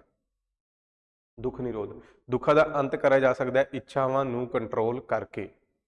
ਚੌਥਾ ਹੈ ਇੱਛਾਵਾਂ ਨੂੰ ਕੰਟਰੋਲ 8-fold ਪਾਥ ਤੇ ਚੱਲ ਕੇ ਕਰਿਆ ਜਾ ਸਕਦਾ ਹੈ, ਜਾਂ ਫਿਰ 8-fold ਪਾਥ ਨੂੰ ਤੁਸੀਂ ਪੰਜਾਬੀ ਚ ਕਹਿ ਲਓ ਅਸ਼ਟਾਂਗਿਕ ਮਾਰਗ ਜਾਂ ਹਿੰਦੀ ਚ। ਠੀਕ ਹੈ ਨਾ। ਅਸ਼ਟਾਂਗਿਕ ਮਾਰਗ ਤੇ ਚੱਲ ਕੇ ਦੁੱਖ ਤੇ ਇੱਛਾਵਾਂ ਨੂੰ ਖਤਮ ਕਰਿਆ ਜਾ ਸਕਦਾ ਹੈ। ਇਹ ਸੀਗਾ ਜੀ ਪਹਿਲਾ ਸਿਧਾਂਤ। ਦੂਜਾ ਸਿਧਾਂਤ 8-fold ਪਾਥ, ਉਹੀ ਅਸ਼ਟਾਂਗਿਕ ਮਾਰਗ। ਠੀਕ ਹੈ ਨਾ। ਤਾਂ ਅਸ਼ਟਾਂਗਿਕ ਮਾਰਗ ਕੀ ਹੈ ਬਈ, 8 ਰਸਤੇ ਦਿਖਾਏ ਹੋਏ ਨੇ, ਬਸ ਇਹਨਾਂ ਤੇ ਚੱਲਣਾ ਹੈ। ਤੇ ਇਹਨਾਂ ਦੇ ਚੱਲਣ ਕਰਕੇ ਜਿਹੜੀ ਇੱਛਾਵਾਂ ਨੇ ਉਹ ਵੀ ਕੰਟਰੋਲ ਹੋ ਜਾਂਦੀਆਂ ਤੇ ਦੁੱਖ ਨੇ ਜਿਹੜੇ ਉਹ ਵੀ ਖਤਮ ਹੋ ਜਾਂਦੇ ਆ ਅਕੋਰਡਿੰਗ ਟੂ ਬੁੱਧ ਧਰਮ। ਠੀਕ ਹੈ ਨਾ। ਤਾਂ ਇਹ ਅਸ਼ਟਾਂਗਿਕ ਮਾਰਗ ਹੈ ਬਈ, 8 ਰਸਤੇ। ਠੀਕ ਹੈ। ਕਿਹੜੇ ਨੇ, ਸਾਮਿਕ ਦ੍ਰਿਸ਼ਟੀ। ਸਾਮਿਕ ਵਰਡ ਦਾ ਮਤਲਬ ਮੈਂ ਤੁਹਾਨੂੰ ਜੈਨ ਧਰਮ ਵਿੱਚ ਵੀ ਦੱਸਿਆ ਸੀ। ਸਾਮਿਕ ਵਰਡ ਦਾ ਮਤਲਬ ਹੈ ਰਾਈਟ, ਸਹੀ। ਠੀਕ ਹੈ ਨਾ। ਤਾਂ ਸਾਮਿਕ ਦ੍ਰਿਸ਼ਟੀ, ਸਾਮਿਕ ਸੰਕਲਪ, ਮਤਲਬ ਸਾਮਿਕ ਦ੍ਰਿਸ਼ਟੀ ਹੈ ਵੀ ਸਹੀ ਦ੍ਰਿਸ਼ਟੀਕੋਣ ਰੱਖਣਾ ਹੈ। ਸਾਮਿਕ ਸੰਕਲਪ ਰੱਖਣਾ ਹੈ, ਮਤਲਬ ਸਹੀ ਸੰਕਲਪ ਰੱਖਣੇ, ਸਹੀ ਵਚਨ ਆਪਣੇ ਜਿਹੜੇ ਹਨਾ ਉਹ ਰੱਖਣੇ, ਸਹੀ ਕਰਮ ਰੱਖਣੇ, ਆਪਣੇ ਸਹੀ ਜੀਵਿਕਾ ਜਿਹੜਾ ਆਪਣਾ ਜੀਵਨ ਹੈ ਉਹ ਸਹੀ ਰੱਖਣਾ ਹੈ। ਸਮਯਕ ਪ੍ਰਯਾਸ, ਆਪਣੇ ਜਿਹੜੇ ਪ੍ਰਯਾਸ ਨੇ ਹਨਾ, ਮਿਹਨਤ ਕਰ ਰਹੇ ਉਹ ਸਹੀ ਰੱਖਣੀ ਹੈ। ਸਮ੍ਰਿਤੀ, ਆਪਣੀ ਮੈਮਰੀ ਸਹੀ ਰੱਖਣੀ ਹੈ। ਮੈਡੀਟੇਸ਼ਨ, ਸਮਾਧੀ, ਤਾਂ ਉਹ ਸਾਰਾ ਕੁਝ ਉਹੀ ਹੈ। ਇਹ ਵਧੀਆ ਵਧੀਆ 8 ਰਸਤੇ ਨੇ, ਇਹਨਾਂ ਤੇ ਚੱਲਣਾ ਹੈ ਤੇ ਇੱਛਾਵਾਂ ਫਿਰ ਕੰਟਰੋਲ ਹੋ ਜਾਂਦੀ ਹੈ। ਜੇ ਇੱਛਾ ਕੰਟਰੋਲ ਹੋ ਗਈ ਤਾਂ ਦੁੱਖ ਖਤਮ ਹੋ ਗਏ, ਜਿਹੜੇ ਨਹੀਂ ਹੁੰਦੇ। ਤਾਂ ਬੁੱਧ ਧਰਮ ਦੇ ਸਿਧਾਂਤ ਦੇਖੋ, ਸੰਪਰਦਾ ਦੇਖੋ ਬਈ, ਠੀਕ ਹੈ ਨਾ। ਤਾਂ ਬੁੱਧ ਧਰਮ ਜਦੋਂ ਚੱਲਿਆ ਹੈ ਨਾ, ਉਹ ਇੱਕ ਅਲੱਗ ਆਈਡੀਓਲੋਜੀ ਤੇ ਚੱਲਿਆ, ਠੀਕ ਹੈ ਨਾ। ਤੇ ਜਿਹੜੇ ਜਿਹੜੇ ਬੁੱਧ ਦੇ ਫੋਲੋਵਰਸ ਹੋ ਗਏ, ਉਹਨਾਂ ਨੇ ਫਿਰ ਬਾਅਦ ਚ ਕੀ ਹੈ, ਆਪਣਾ ਇੱਕ ਸੈਪਰੇਟ ਰਿਲੀਜਨ ਬਣਾ ਲਿਆ, ਬੁੱਧ ਧਰਮ, ਠੀਕ ਹੈ। ਬਾਅਦ ਚ ਉਹੀ ਆਪਾਂ ਨੇ ਕੱਲ ਜੈਨ ਧਰਮ ਚ ਪੜਿਆ ਸੀ, ਜਾਂ ਵੈਦਿਕ ਧਰਮ ਚ ਪੜਿਆ ਸੀ, ਕੁਝ ਟਾਈਮ ਚੱਲਣ ਤੋਂ ਬਾਅਦ ਜਿਹੜੀ ਉਹਦੀ ਪਿਓਰਿਟੀ ਹੁੰਦੀ ਹੈ ਰਿਲੀਜਨ ਦੀ, ਹੈ ਨਾ, ਉਹ ਖਤਮ ਹੋ ਜਾਂਦੀ ਹੈ। ਤਾਂ ਉਹੀ ਸੇਮ ਜੈਨ ਧਰਮ ਚ ਵੀ ਹੋਇਆ, ਮਤਲਬ ਤੁਸੀਂ ਕਹਿ ਸਕਦੇ ਹੋ ਕਿ ਉਹਨਾਂ ਦੇ ਵੀ ਬਟਵਾਰਾ ਹੋਇਆ, ਹੈ ਨਾ। ਉਹ ਵੀ ਅਲੱਗ-ਅਲੱਗ ਹੋ ਗਏ, ਦਿਗੰਬਰ, ਸ਼ਵੇਤਾਂਬਰ, ਠੀਕ ਹੈ ਨਾ। ਤਾਂ ਇਦਾਂ ਇਦਾਂ ਕਰਕੇ ਡਿਵੀਜ਼ਨ ਹੈ ਜਿਹੜੇ ਉਹ ਬਣਦੇ ਰਹਿੰਦੇ ਆ। ਤਾਂ ਬੁੱਧ ਧਰਮ ਨਾਲ ਵੀ ਸੇਮ ਉਹੀ ਹੋਇਆ। ਬੁੱਧ ਧਰਮ ਦੇ ਕਾਫੀ ਸੰਪਰਦਾ ਨੇ, ਠੀਕ ਹੈ ਨਾ, ਕਾਫੀ ਬੁੱਧ ਧਰਮ ਦੇ ਵਿੱਚ ਵੀ, ਕਿਉਂਕਿ ਦੇਖੋ ਕਈ ਹਜ਼ਾਰ ਸਾਲ ਪੁਰਾਣਾ ਇਹ ਧਰਮ ਹੋ ਗਿਆ, ਤਾਂ ਅਲੱਗ-ਅਲੱਗ ਧਾਰਮਿਕ ਵਿਚਾਰਾਂ ਵਾਲੇ ਜਾਂ ਅਲੱਗ-ਅਲੱਗ ਵਿਚਾਰਾਂ ਵਾਲੇ ਲੋਕ ਹੈ ਜਿਹੜੇ ਉਹ ਜੁੜਦੇ ਗਏ ਬੁੱਧ ਧਰਮ ਦੇ ਨਾਲ। ਤੇ ਫਿਰ ਇਹਦੇ ਚ ਵੀ ਕੀ ਹੈ, ਜਿਹੜੀ ਆਈਡੀਓਲੋਜੀ ਹੈ ਉਹ ਵੀ ਅਲੱਗ-ਅਲੱਗ ਹੋ ਗਈ ਸਾਰਿਆਂ ਦੀ, ਠੀਕ ਹੈ ਨਾ। ਤਾਂ ਇਹ ਮੇਨਲੀ ਆਪਾਂ ਨੇ ਤਿੰਨ ਹੀ ਯਾਦ ਰੱਖਣੇ ਆ, ਹੀਨਯਾਨ, ਮਹਾਯਾਨ ਤੇ ਵਜਰਯਾਨ। ਇਹ ਤਿੰਨ ਮੇਨ ਸੰਪਰਦਾ ਨੇ, ਇਹਨਾਂ ਦੇ ਤਿੰਨ ਅਲੱਗ-ਅਲੱਗ ਵਿਚਾਰਧਾਰਾ ਨੇ, ਹੈ ਤਿੰਨੇ ਬੁੱਧ ਧਰਮ ਦੇ ਨਾਲ ਸੰਬੰਧਿਤ ਆ, ਠੀਕ ਹੈ ਨਾ। ਇਹ ਵੀ ਬੁੱਧ ਨੇ, ਇਹ ਵੀ ਬੁੱਧ ਨੇ, ਇਹ ਵੀ ਬੁੱਧ ਨੇ, ਬਟ ਇਹਨਾਂ ਦੇ ਵਿਚਾਰ ਹੈ ਜਿਹੜੇ ਉਹ ਆਪਸ 'ਚ ਨਹੀਂ ਮਿਲਦੇ, ਠੀਕ ਹੈ ਨਾ। ਤਾਂ ਹੀਨਯਾਨ ਕਿਹੜੇ ਆ ਬਈ? ਹੀਨਯਾਨ ਉਹ ਵਾਲਾ ਬੁੱਧ ਧਰਮ ਹੈ ਜਿਹੜਾ ਬੁੱਧ ਦੀ ਸਿੱਖਿਆਵਾਂ ਤੇ ਚੱਲਿਆ ਹੋਇਆ। ਮਤਲਬ ਇਹ ਬੁੱਧ ਨੂੰ ਨਾ, ਇਹ ਗੌਤਮ ਬੁੱਧ ਨੂੰ ਪਰਮਾਤਮਾ ਨਹੀਂ ਮੰਨਦੇ, ਇਹ ਗੌਤਮ ਬੁੱਧ ਨੂੰ ਮੰਨਦੇ ਆ ਕਿ ਇਹ ਤਾਂ ਮਹਾਪੁਰਸ਼ ਸੀ, ਠੀਕ ਹੈ ਨਾ, ਮਹਾਪੁਰਸ਼ ਸੀ। ਤੇ ਮਤਲਬ ਆਮ ਇੱਕ ਵਿਅਕਤੀ ਹੀ ਸੀਗਾ, ਠੀਕ ਹੈ ਨਾ। ਇਹ ਗੌਤਮ ਬੁੱਧ ਜਿਹੜਾ ਉਹ ਰੱਬ ਨਹੀਂ ਸੀ, ਠੀਕ ਹੈ, ਇਦਾਂ ਹੀ ਮੰਨਦੇ ਆ। ਤੇ ਇਹਨਾਂ ਦੀ ਇਹ ਪਾਲੀ ਲੈਂਗੁਏਜ ਨੂੰ ਪ੍ਰੈਫਰੈਂਸ ਦਿੰਦੇ ਆ, ਕਿਉਂਕਿ ਪਾਲੀ ਲੈਂਗੁਏਜ ਹੀ ਆ ਜਿਹਦੇ 'ਚ ਗੌਤਮ ਬੁੱਧ ਨੇ ਜਿਹੜੇ ਆਪਣੇ ਉਪਦੇਸ਼ ਦਏ ਸੀ ਉਹ ਪਾਲੀ ਲੈਂਗੁਏਜ ਦੇ ਵਿੱਚ ਦਏ ਸੀ, ਉਸ ਟਾਈਮ ਦੀ ਜਿਹੜੀ ਲੋਕਲ ਲੈਂਗੁਏਜ ਸੀ, ਇਹ ਯਾਦ ਰੱਖਣਾ। ਤਾਂ ਇਹ ਪਾਲੀ ਭਾਸ਼ਾ ਨੂੰ ਫੇਵਰ ਕਰਦੇ ਆ ਤੇ ਇਹ ਗੌਤਮ ਬੁੱਧ ਦੇ ਉਪਦੇਸ਼ਾਂ ਤੇ ਚੱਲਦੇ ਆ, ਠੀਕ ਹੈ। ਇਹ ਗੌਤਮ ਬੁੱਧ ਦੇ ਉਪਦੇਸ਼ਾਂ ਤੇ ਚੱਲਦੇ ਆ, ਉਹਨਾਂ ਨੂੰ ਹੀ ਸਭ ਤੋਂ ਉੱਪਰ ਮੰਨਦੇ ਆ, ਠੀਕ ਹੈ ਨਾ। ਇਹ ਗੌਤਮ ਬੁੱਧ ਦੇ ਉਪਦੇਸ਼ਾਂ ਤੇ ਚੱਲਦੇ ਆ। ਤੇ ਇਹ ਯਾਦ ਰੱਖਣਾ ਆਪਾਂ ਨੇ। ਮਹਾਯਾਨ ਵਾਲੇ ਆ ਜਿਹੜੇ, ਇਹ ਕਾਫੀ ਸਾਲਾਂ ਤੋਂ ਬਾਅਦ, ਮਤਲਬ ਬੁੱਧ ਧਰਮ ਦੇ ਕਾਫੀ ਸਾਲਾਂ ਤੋਂ ਬਾਅਦ, ਕਈ ਸੌ ਸਾਲਾਂ ਤੋਂ ਬਾਅਦ ਜਨਤਾ ਕੀ ਹੈ, ਜਨਤਾ ਗੌਤਮ ਬੁੱਧ ਦੇ ਜਿਹੜੇ ਉਪਦੇਸ਼ ਸੀ ਉਹਨਾਂ ਨੂੰ ਛੱਡ ਕੇ ਗੌਤਮ ਬੁੱਧ ਨੂੰ ਹੀ ਪੂਜਣਾ ਉਹਨਾਂ ਨੇ ਸ਼ੁਰੂ ਕਰਤਾ। ਸਮਝੋ ਗੱਲ। ਜਿਹੜੇ ਹੀਨਯਾਨ ਵਾਲੇ ਆ ਉਹ ਗੌਤਮ ਬੁੱਧ ਨੂੰ ਨਹੀਂ ਪੂਜ ਰਹੇ, ਉਹ ਜਿਹੜੇ ਉਹਨਾਂ ਦੇ ਉਪਦੇਸ਼ ਨੇ, ਜੋ ਗੌਤਮ ਬੁੱਧ ਕਹਿਣਾ ਚਾਹੁੰਦੇ ਸੀ, ਉਸ ਰਸਤੇ ਤੇ ਉਹ ਚੱਲੇ ਹੋਏ ਆ, ਉਹ ਉਪਦੇਸ਼ਾਂ ਨੂੰ ਉਹ ਫੋਲੋ ਕਰਦੇ ਆ। ਬਟ ਜਿਹੜੇ ਮਹਾਯਾਨ ਵਾਲੇ ਆ, ਹਨਾ, ਇਹ ਕੀ ਹੈ, ਇਹ ਗੌਤਮ ਬੁੱਧ ਨੂੰ ਪਰਮਾਤਮਾ ਦਾ ਅਵਤਾਰ ਮੰਨ ਕੇ ਉਹਦੀ ਮੂਰਤੀ ਇਹਨਾਂ ਨੇ ਬਣਾ ਲਈ ਤੇ ਇਹ ਉਹਦੀ ਪੂਜਾ ਕਰਨਾ ਇਹਨਾਂ ਨੇ ਸ਼ੁਰੂ ਕਰਤਾ, ਠੀਕ ਹੈ। ਤਾਂ ਇਹ ਮਹਾਯਾਨ ਵਾਲੇ ਨੇ ਬਈ, ਇਹ ਗੌਤਮ ਬੁੱਧ ਦੀ ਮੂਰਤੀ ਨੂੰ ਦੀ ਪੂਜਾ ਕਰਦੇ ਆ, ਠੀਕ ਹੈ ਨਾ। ਇਹ ਆਪਾਂ ਨੇ ਯਾਦ ਰੱਖਣਾ ਹੈ। ਤੇ ਇਹਨਾਂ ਦੀ ਲੈਂਗੁਏਜ ਕਿਹੜੀ ਹੈ? ਇਹ ਸੰਸਕ੍ਰਿਤ ਲੈਂਗੁਏਜ ਹੈ ਇਹਨਾਂ ਦੀ, ਠੀਕ ਹੈ ਨਾ। ਸੰਸਕ੍ਰਿਤ ਲੈਂਗੁਏਜ ਇਹਦੇ ਚ ਐਡ ਹੋ ਗਈ, ਮਤਲਬ ਫਿਰ ਇਹ ਮਹਾਯਾਨ ਹੋ ਗਿਆ। ਤੇ ਵਜਰਯਾਨ ਹੈ ਜਿਹੜਾ, ਇਹ ਵਜਰਯਾਨ ਇਹ ਕਾਫੀ ਬਾਅਦ ਚ, ਹੋਰ ਮਤਲਬ ਮਹਾਯਾਨ ਤੋਂ ਵੀ ਕਈ ਸੌ ਸਾਲਾਂ ਬਾਅਦ ਵਜਰਯਾਨ ਹੈ ਜਿਹੜਾ ਇਹ ਵੀ ਜਨਮ ਲੈਂਦਾ। ਇਹਦੇ ਚ ਕੀ ਹੈ, ਇੱਕ ਤਾਂ ਸ਼ਕਤੀ ਦੀ ਵੀ ਪੂਜਾ ਹੋਣੀ ਸ਼ੁਰੂ ਹੋ ਗਈ, ਠੀਕ ਹੈ ਨਾ। ਮਤਲਬ ਬੁੱਧ ਧਰਮ ਦੇ ਨਾਲ ਰਿਲੇਟਡ ਇਹਨਾਂ ਨੇ ਕਈ ਵੂਮੈਨਸ ਨੂੰ ਵੀ ਪੂਜਣਾ ਸ਼ੁਰੂ ਕਰਤਾ, ਠੀਕ ਹੈ। ਤੇ ਤੰਤਰ ਮੰਤਰ, ਇਹ ਸਾਰਾ ਕੁਝ ਹੈ ਜਿਹੜਾ ਇਹ ਵੀ ਵਜਰਯਾਨ ਚ ਐਡ ਹੋ ਗਿਆ, ਠੀਕ ਹੈ ਨਾ। ਤਾਂ ਇਹ ਤਿੰਨ ਤਰ੍ਹਾਂ ਦੇ ਸੰਪਰਦਾਇ ਜਿਹੜੇ ਇਹ ਹੋ ਗਏ, ਠੀਕ ਹੈ। ਇਹ ਕਦੋਂ ਕਦੋਂ ਹੋਏ ਆ ਇਹ ਵੀ ਆਪਾਂ ਅੱਗੇ ਦੇਖ ਲਾਂਗੇ, ਠੀਕ ਹੈ ਨਾ। ਇਹਨਾਂ ਬਾਰੇ ਯਾਦ ਰੱਖੋ। ਤੇ ਜਿਹੜੇ ਹੀਨਯਾਨ ਵਾਲੇ ਨੇ ਬਈ, ਇਹਨਾਂ ਨੂੰ ਲੈਸਰ ਵੀ ਕਿਹਾ ਜਾਂਦਾ ਹੈ, ਛੋਟੇ, ਠੀਕ ਹੈ ਨਾ। ਮਤਲਬ ਛੋਟੇ ਨਹੀਂ, ਮਤਲਬ ਲੈਸਰ, ਬਸ ਇੰਨਾ ਕੁ ਯਾਦ ਰੱਖੋ ਕਿ ਲੈਸਰ ਇਹਨਾਂ ਨੂੰ ਕਿਹਾ ਜਾਂਦਾ। ਤੇ ਮਹਾਯਾਨ ਵਾਲਿਆਂ ਨੂੰ ਗ੍ਰੇਟਰ ਕਿਹਾ ਜਾਂਦਾ ਹੈ, ਠੀਕ ਹੈ ਨਾ। ਇੰਨਾ ਕੁ ਯਾਦ ਰੱਖੋ। ਤੇ ਇੰਡੀਆ ਦੇ ਵਿੱਚ ਜ਼ਿਆਦਾਤਰ ਵਜਰਯਾਨ ਵਾਲੇ ਨੇ ਬਈ, ਠੀਕ ਹੈ ਜੀ। ਤੇ ਹੀਨਯਾਨ ਵਾਲੇ ਕਿੱਥੇ ਕਿੱਥੇ ਮਿਲਣਗੇ? ਤੇ ਹੀਨਯਾਨ ਵਾਲੇ ਸਾਨੂੰ ਮਿਲਣਗੇ ਸਾਊਥ ਇੰਡੀਆ ਦੇ ਵਾਲੇ ਜਿਹੜੀ ਕੰਟਰੀਆਂ ਨੇ, ਜਿਵੇਂ ਸ੍ਰੀਲੰਕਾ ਹੋ ਗਈ ਸਾਊਥ ਇੰਡੀਆ ਵੱਲ, ਠੀਕ ਹੈ ਜੀ। ਉਸ ਸਾਈਡ ਬਰਮਾ ਹੋ ਗਈ। ਤੇ ਮਹਾਯਾਨ ਵਾਲੇ ਸਾਨੂੰ ਮਿਲਣਗੇ ਚਾਈਨਾ ਹੋ ਗਿਆ, ਕੋਰੀਆ ਹੋ ਗਿਆ, ਜਾਪਾਨ ਹੋ ਗਿਆ, ਉਸ ਸਾਈਡ ਵੱਲ ਜਿਹੜੇ ਬੌਧ ਨੇ, ਠੀਕ ਹੈ ਨਾ। ਤੇ ਇੰਡੀਆ ਵਿੱਚ ਸਾਨੂੰ ਵਜਰਯਾਨ ਮਿਲਣਗੇ, ਠੀਕ ਹੈ। ਤਾਂ ਇਹ ਬੁੱਧ ਧਰਮ ਦੇ ਅਲੱਗ-ਅਲੱਗ ਸੰਪਰਦਾਇ ਜਿਹੜੇ ਇਹ ਹੋ ਗਏ, ਠੀਕ ਹੈ। ਫਿਰ ਉਸ ਤੋਂ ਬਾਅਦ ਦੇਖੋ ਵੀ ਬੁੱਧ ਧਰਮ ਦੀ ਸਭਾਵਾਂ, ਜਿਵੇਂ ਆਪਾਂ ਜੈਨ ਧਰਮ ਚ ਦੇਖਿਆ ਸੀ ਸਭ ਨੇ, ਠੀਕ ਹੈ ਨਾ। ਜੈਨ ਧਰਮ ਦੀ ਕਾਉਂਸਿਲਸ ਆ, ਉਦਾਂ ਹੀ ਬੁੱਧ ਧਰਮ ਦੀ ਕਾਉਂਸਿਲਸ ਵੀ ਹੋਈਆਂ ਨੇ। 4 ਕਾਉਂਸਿਲਸ ਹੋਈਆਂ ਨੇ ਇਹਨਾਂ ਦੀ। ਇਹ ਦੇਖ ਲਓ ਕਿਹੜੀ ਕਿਹੜੀ ਹੋਈਆਂ ਨੇ, ਕਿਹੜੀ ਕਿਹੜੀ ਸਭਾਵਾਂ ਨੇ। ਪਹਿਲੀ ਕਦੋਂ ਹੋਈ ਹੈ? 483 BC ਦੇ ਵਿੱਚ, ਜਦੋਂ ਗੌਤਮ ਬੁੱਧ ਦੀ ਡੈਥ ਹੁੰਦੀ ਹੈ। ਉਸ ਤੋਂ ਬਾਅਦ ਸਾਰੇ ਜਿੰਨੇ ਵੀ ਬੌਧ ਧਰਮ ਦੇ ਮੰਨਣੇ ਵਾਲੇ ਸੀਗੇ, ਜਾਂ ਠੀਕ ਹੈ ਨਾ, ਜਾਂ ਉਸ ਟਾਈਮ ਦੇ ਰਾਜਾ ਸੀਗੇ ਜਿਹੜੇ ਜਿਹਦੇ ਨਾਲ ਗੌਤਮ ਬੁੱਧ ਦਾ ਰਿਲੇਸ਼ਨ ਸੀ ਨਾ, ਉਹ ਸਾਰੇ ਇਕੱਠੇ ਹੁੰਦੇ ਆ। ਤੇ ਫਿਰ ਉਹ ਇਕੱਠੇ ਹੋ ਕੇ ਡਿਸਾਈਡ ਕਰਦੇ ਆ ਕਿ ਆਪਾਂ ਨੇ ਇਸ ਨੂੰ ਅੱਗੇ ਕਿਸ ਤਰ੍ਹਾਂ ਲੈ ਕੇ ਜਾਣਾ, ਹੈ ਨਾ, ਸਾਰਾ ਕੁਝ। ਰਿਲੀਜਨ ਇੱਕ ਤਰ੍ਹਾਂ ਤੋਂ ਰਿਲੀਜਨ ਸ਼ੇਪ ਦੇ ਵਿੱਚ ਆਉਂਦਾ ਹੈ ਗੌਤਮ ਬੁੱਧ ਦੇ ਜਾਣ ਤੋਂ ਬਾਅਦ ਕਿ ਉਹਨਾਂ ਨੇ ਅੱਗੇ ਕਰਨਾ ਕੀ ਹੈ। ਤਾਂ ਇਹ ਕਿੱਥੇ ਹੋਈ ਹੈ? ਰਾਜਗੀਰਾ ਦੇ ਵਿੱਚ ਹੋਈ ਹੈ, ਤੇ ਰਾਜਗੀਰਾ ਐਟ ਪ੍ਰੈਜ਼ੈਂਟ ਬਿਹਾਰ ਦੇ ਵਿੱਚ ਹੈ ਬਾਈ, ਠੀਕ ਹੈ ਨਾ। ਤੇ ਉਸ ਟਾਈਮ ਦਾ ਅਧਿਅਕਸ਼ ਕੌਣ ਸੀਗਾ? ਮਹਾਕਸ਼ਯਪ ਸੀਗਾ ਬਾਈ। ਤੇ ਉਸ ਟਾਈਮ ਰਾਜਾ ਕੌਣ ਸੀ? ਰਾਜਾ ਸੀਗਾ ਅਜਾਤ ਸ਼ਤਰੂ ਹਰਿਅੰਕ ਵੰਸ਼ ਦਾ, ਠੀਕ ਹੈ ਨਾ। ਜਿੱਥੇ ਇਹ ਮੀਟਿੰਗ ਹੋ ਰਹੀ ਹੈ ਹਨਾ, ਉਹ ਸਾਰਾ ਇਲਾਕਾ ਉਹ ਕਿਹਦਾ ਰਾਜ ਸੀ ਉੱਥੇ? ਅਜਾਤ ਸ਼ਤਰੂ ਦਾ ਰਾਜ ਸੀਗਾ ਬਈ, ਹਰਿਅੰਕ ਵੰਸ਼ ਦੇ। ਤੇ ਨਤੀਜਾ ਕੀ? ਨਤੀਜਾ ਇੱਥੇ ਹੋਇਆ ਕਿ ਇੱਥੇ ਦੋ ਗ੍ਰੰਥ ਲਿਖੇ ਗਏ, ਵਿਨੇ ਪਿਤਕ ਤੇ ਸੁੱਤ ਪਿਤਕ, ਠੀਕ ਹੈ ਨਾ। ਇੱਥੇ ਪਿਤਾਕਾ ਲਿਖਿਆ ਹੋਇਆ, ਪਿਤਾਕਾ ਨਹੀਂ ਹੈਗਾ, ਵਿਨੇ ਪਿਤਕ ਹੈ ਜੀ, ਪਿਤਕ, ਵਿਨੇ ਪਿਤਕ। ਬੁੱਧ ਧਰਮ ਦੇ ਜਿਹੜੇ ਗ੍ਰੰਥ ਨੇ ਉਹਨਾਂ ਨੂੰ ਤ੍ਰਿਪਿਟਕ ਕਿਹਾ ਜਾਂਦਾ ਹੈ। ਤ੍ਰਿਪਿਟਕ ਦਾ ਮਤਲਬ ਹੈ ਵੀ ਤਿੰਨ ਪਿਟਕ ਕਿਤਾਬਾਂ, ਠੀਕ ਹੈ ਨਾ, ਤਿੰਨ ਕਿਤਾਬਾਂ। ਅੱਗੇ ਪੜਾਂਗੇ ਆਪਾਂ ਇਹਨਾਂ ਬਾਰੇ ਵੀ। ਤਾਂ ਵਿਨੇ ਪਿਤਕ ਤੇ ਸੁੱਤ ਪਿਤਕ ਇਹ ਦੋ ਧਾਰਮਿਕ ਕਿਤਾਬਾਂ ਲਿਖੀ ਗਈਆਂ, ਠੀਕ ਹੈ ਨਾ। ਇਹਨਾਂ ਬਾਰੇ ਵੀ ਦੇਖਾਂਗੇ ਅੱਗੇ ਹੈ ਕੀ ਹੈ। ਤਾਂ ਇਹ ਪਹਿਲੀ ਮੀਟਿੰਗ ਦੇ ਵਿੱਚ ਹੋਇਆ ਸਾਰਾ ਕੁਝ। ਦੂਜੀ ਫਿਰ ਐਗਜ਼ੈਕਟ 100 ਸਾਲ ਬਾਅਦ 383 ਈਸਾ ਪੂਰਵ 383 BC ਦੇ ਵਿੱਚ ਹੋਈ। ਇਹ ਕਿੱਥੇ ਹੋਈ? ਵੈਸ਼ਾਲੀ। ਵੈਸ਼ਾਲੀ ਕਿੱਥੇ ਹੈ? ਵੈਸ਼ਾਲੀ ਵੀ ਬਿਹਾਰ ਦੇ ਵਿੱਚ ਹੈ। ਤੇ ਅਧਿਅਕਸ਼ ਕੌਣ ਸੀਗਾ? ਅਧਿਅਕਸ਼ ਸੀਗਾ ਸਬਕਾਮੀ ਜਾਂ ਸਭਾਕਾਮੀ, ਕਿਤੇ ਕਿਤੇ ਲਿਖਿਆ ਮਿਲ ਜਾਂਦਾ ਹੈ। ਰਾਜਾ ਸੀਗਾ ਬਈ ਕਾਲ ਅਸ਼ੋਕ, ਤੇ ਵੰਸ਼ ਸੀਗਾ ਸ਼ਿਸ਼ੂਨਾਗ ਵੰਸ਼, ਠੀਕ ਹੈ। ਕੋਈ ਨਤੀਜਾ ਕੋਈ ਖਾਸ ਨਹੀਂ ਕਿ ਜਿਹੜੇ ਉਸ ਟਾਈਮ ਦੇ ਬੁੱਧ ਸਾਧੂ ਸੀਗੇ, ਬੌਧ ਸਾਧੂ ਸੀਗੇ, ਉਹ ਰਿਲੀਜਨ ਦੇ ਵਿੱਚ ਕੁਝ ਹਲਕਾ ਫੁਲਕਾ ਚੇਂਜ ਚਾਹੁੰਦੇ ਸੀਗੇ, ਬਸ ਉਹ ਕੁਝ ਇਹਨਾਂ ਨੇ ਕਰਿਆ, ਠੀਕ ਹੈ। ਉਸ ਤੋਂ ਬਾਅਦ ਫਿਰ 250 ਈਸਾ ਪੂਰਵ ਦੇ ਵਿੱਚ ਹੋਈ ਹੈ। ਇਹ ਕਿੱਥੇ ਹੋਈ ਹੈ? ਇਹ ਪਾਟਲੀਪੁੱਤਰ। ਪਾਟਲੀਪੁੱਤਰ ਕਿੱਥੇ ਹੈ ਵੀ? ਜਿਹੜਾ ਅੱਜ ਦਾ ਬਿਹਾਰ ਹੈ, ਪਟਨਾ ਹੈ, ਬਿਹਾਰ ਦੀ ਰਾਜਧਾਨੀ, ਉਹੀ ਪਾਟਲੀਪੁੱਤਰ ਹੈ, ਠੀਕ ਹੈ ਨਾ। ਅਧਿਅਕਸ਼ ਕੌਣ ਸੀਗਾ? ਅਧਿਅਕਸ਼ ਸੀਗਾ ਵੀ ਮੋਗਲੀ ਪੁੱਤ ਤਿਸ, ਮੋਗਲੀ ਪੁੱਤ ਤਿਸ। ਤੇ ਰਾਜਾ ਕੌਣ ਸੀਗਾ? ਰਾਜਾ ਸੀਗਾ ਵੀ ਸਮਰਾਟ ਅਸ਼ੋਕ, ਜਿਹੜਾ ਮੌਰਿਆ ਵੰਸ਼ ਦਾ ਸੀਗਾ ਜੀ। ਮੌਰਿਆ ਵੰਸ਼ ਦਾ ਤੀਜਾ ਰਾਜਾ ਸੀਗਾ ਸਮਰਾਟ ਅਸ਼ੋਕ, ਜਿਹਨੂੰ ਗ੍ਰੇਟ ਅਸ਼ੋਕ ਜਾਂ ਮਹਾਨ ਅਸ਼ੋਕ ਵੀ ਕਿਹਾ ਜਾਂਦਾ ਹੈ। ਇਹ ਸੀਗਾ। ਇਸ ਟਾਈਮ ਕੀ ਹੈ? ਇਸ ਟਾਈਮ ਬੁੱਧ ਧਰਮ ਦਾ ਤੀਜਾ ਧਾਰਮਿਕ ਗ੍ਰੰਥ ਜਿਹੜਾ ਉਹ ਲਿਖਿਆ ਗਿਆ, ਅਭਿਧੰਮ ਪਿਟਕ, ਠੀਕ ਹੈ। ਤਾਂ ਬੁੱਧ ਧਰਮ ਦੇ ਤਿੰਨ ਗ੍ਰੰਥ ਹੋ ਗਏ, ਸੁੱਤ ਪਿਟਕ, ਵਿਨੇ ਪਿਟਕ ਤੇ ਅਭਿਧੰਮ ਪਿਟਕ, ਠੀਕ ਹੈ। ਇਹ ਤੀਜਾ ਗ੍ਰੰਥ ਕਦੋਂ ਲਿਖਿਆ ਗਿਆ? ਤੀਜਾ ਗ੍ਰੰਥ ਤੀਜੀ ਮੀਟਿੰਗ ਦੇ ਵਿੱਚ ਲਿਖਿਆ ਗਿਆ, ਠੀਕ ਹੈ ਨਾ। ਉਸ ਤੋਂ ਬਾਅਦ ਚੌਥੀ ਮੀਟਿੰਗ ਹੈ, ਇਹ ਪਹਿਲੀ ਸ਼ਤਾਬਦੀ ਦੇ ਵਿੱਚ ਹੋਈ, 72 ਈਸਵੀ। ਹਾਲਾਂਕਿ ਈਸਵੀ ਹੈ ਜਿਹੜੀ ਇਹ ਐਗਜ਼ੈਕਟ ਨਹੀਂ ਪੁੱਛੀ ਜਾਂਦੀ, ਇਹ ਪਹਿਲੀ ਸ਼ਤਾਬਦੀ ਤੁਸੀਂ ਯਾਦ ਰੱਖੋ। ਪਹਿਲੀ ਸ਼ਤਾਬਦੀ ਫਸਟ ਸੈਂਚੁਰੀ ਦੇ ਵਿੱਚ ਜਿਹੜੀ ਇਹ ਹੋਈ ਹੈ। ਤੇ ਕਿੱਥੇ ਹੋਈ ਹੈ? ਕੁੰਡਲਵਨ, ਕਸ਼ਮੀਰ। ਬਹੁਤ ਇੰਪੋਰਟੈਂਟ ਹੈ ਬਈ, ਕੁੰਡਲਵਨ ਨਾਮਕ ਸਥਾਨ ਤੇ ਹੋਈ ਸੀਗੀ, ਕਸ਼ਮੀਰ ਦੇ ਵਿੱਚ। ਉਸ ਤੋਂ ਪਹਿਲੀ ਤਿੰਨੇ ਦੇ ਤਿੰਨ ਬਿਹਾਰ, ਤੇ ਚੌਥੀ ਜਿਹੜੀ ਹੋਈ ਹੈ ਉਹ ਕਸ਼ਮੀਰ ਦੇ ਵਿੱਚ ਹੋਈ ਹੈ। ਰਾਜਾ ਕੌਣ ਸੀਗਾ? ਰਾਜੇ ਤੋਂ ਪਹਿਲਾਂ ਆ ਦੇਖ ਲਓ ਤੁਸੀਂ, ਅਧਿਅਕਸ਼ ਦੋ ਸੀਗੇ ਬਈ ਇਸਦੇ, ਇੱਕ ਸੀਗਾ ਵਸ਼ੂਮਿੱਤਰ, ਠੀਕ ਹੈ, ਤੇ ਇੱਕ ਉਪ ਅਧਿਅਕਸ਼ ਸੀਗਾ ਅਸ਼ਵ ਘੋਸ਼, ਠੀਕ ਹੈ। ਇਹ ਨਾਂ ਇਕੱਠਾ ਲਿਖਦਾ ਇੱਥੇ। ਵਸ਼ੂਮਿੱਤਰ ਅਧਿਅਕਸ਼ ਸੀ, ਤੇ ਉਪ ਅਧਿਅਕਸ਼ ਸੀਗਾ ਅਸ਼ਵ ਘੋਸ਼। ਤੇ ਰਾਜਾ ਕੌਣ ਸੀਗਾ ਵੀ? ਰਾਜਾ ਸੀਗਾ ਕਨਿਸ਼ਕ, ਕੁਸ਼ਾਣ ਵੰਸ਼ ਦਾ ਰਾਜਾ ਸੀਗਾ ਕਨਿਸ਼ਕ। ਤੇ ਇਸ ਟਾਈਮ ਕੀ ਹੈ? ਇਸ ਟਾਈਮ ਬੁੱਧ ਧਰਮ ਜਿਹੜਾ ਦੋ ਭਾਗਾਂ ਦੇ ਵਿੱਚ ਵੰਡਿਆ ਗਿਆ ਪਹਿਲੀ ਵਾਰ, ਠੀਕ ਹੈ ਨਾ। ਹੀਨਯਾਨ ਤੇ ਮਹਾਯਾਨ, ਠੀਕ ਹੈ ਨਾ। ਇਹ ਯਾਦ ਰੱਖਣਾ ਹੈ, ਡਾਇਰੈਕਟ ਕੁਐਸਚਨ ਆਉਂਦਾ ਹੈ ਕਿ ਕਿਹੜੀ ਬੌਧ ਸਭਾ ਦੇ ਵਿੱਚ ਬੁੱਧ ਧਰਮ ਹੈ ਜਿਹੜਾ ਉਹ ਦੋ ਹਿੱਸਿਆਂ ਦੇ ਵਿੱਚ ਵੰਡਿਆ ਗਿਆ। ਤਾਂ ਹੀਨਯਾਨ ਤੇ ਮਹਾਯਾਨ ਇਸ ਟਾਈਮ ਡਿਵਾਈਡ ਹੋਏ ਸੀਗੇ, ਠੀਕ ਹੈ ਨਾ। ਮਹਾਯਾਨ, ਹੀਨਯਾਨ ਤੇ ਮਹਾਯਾਨ।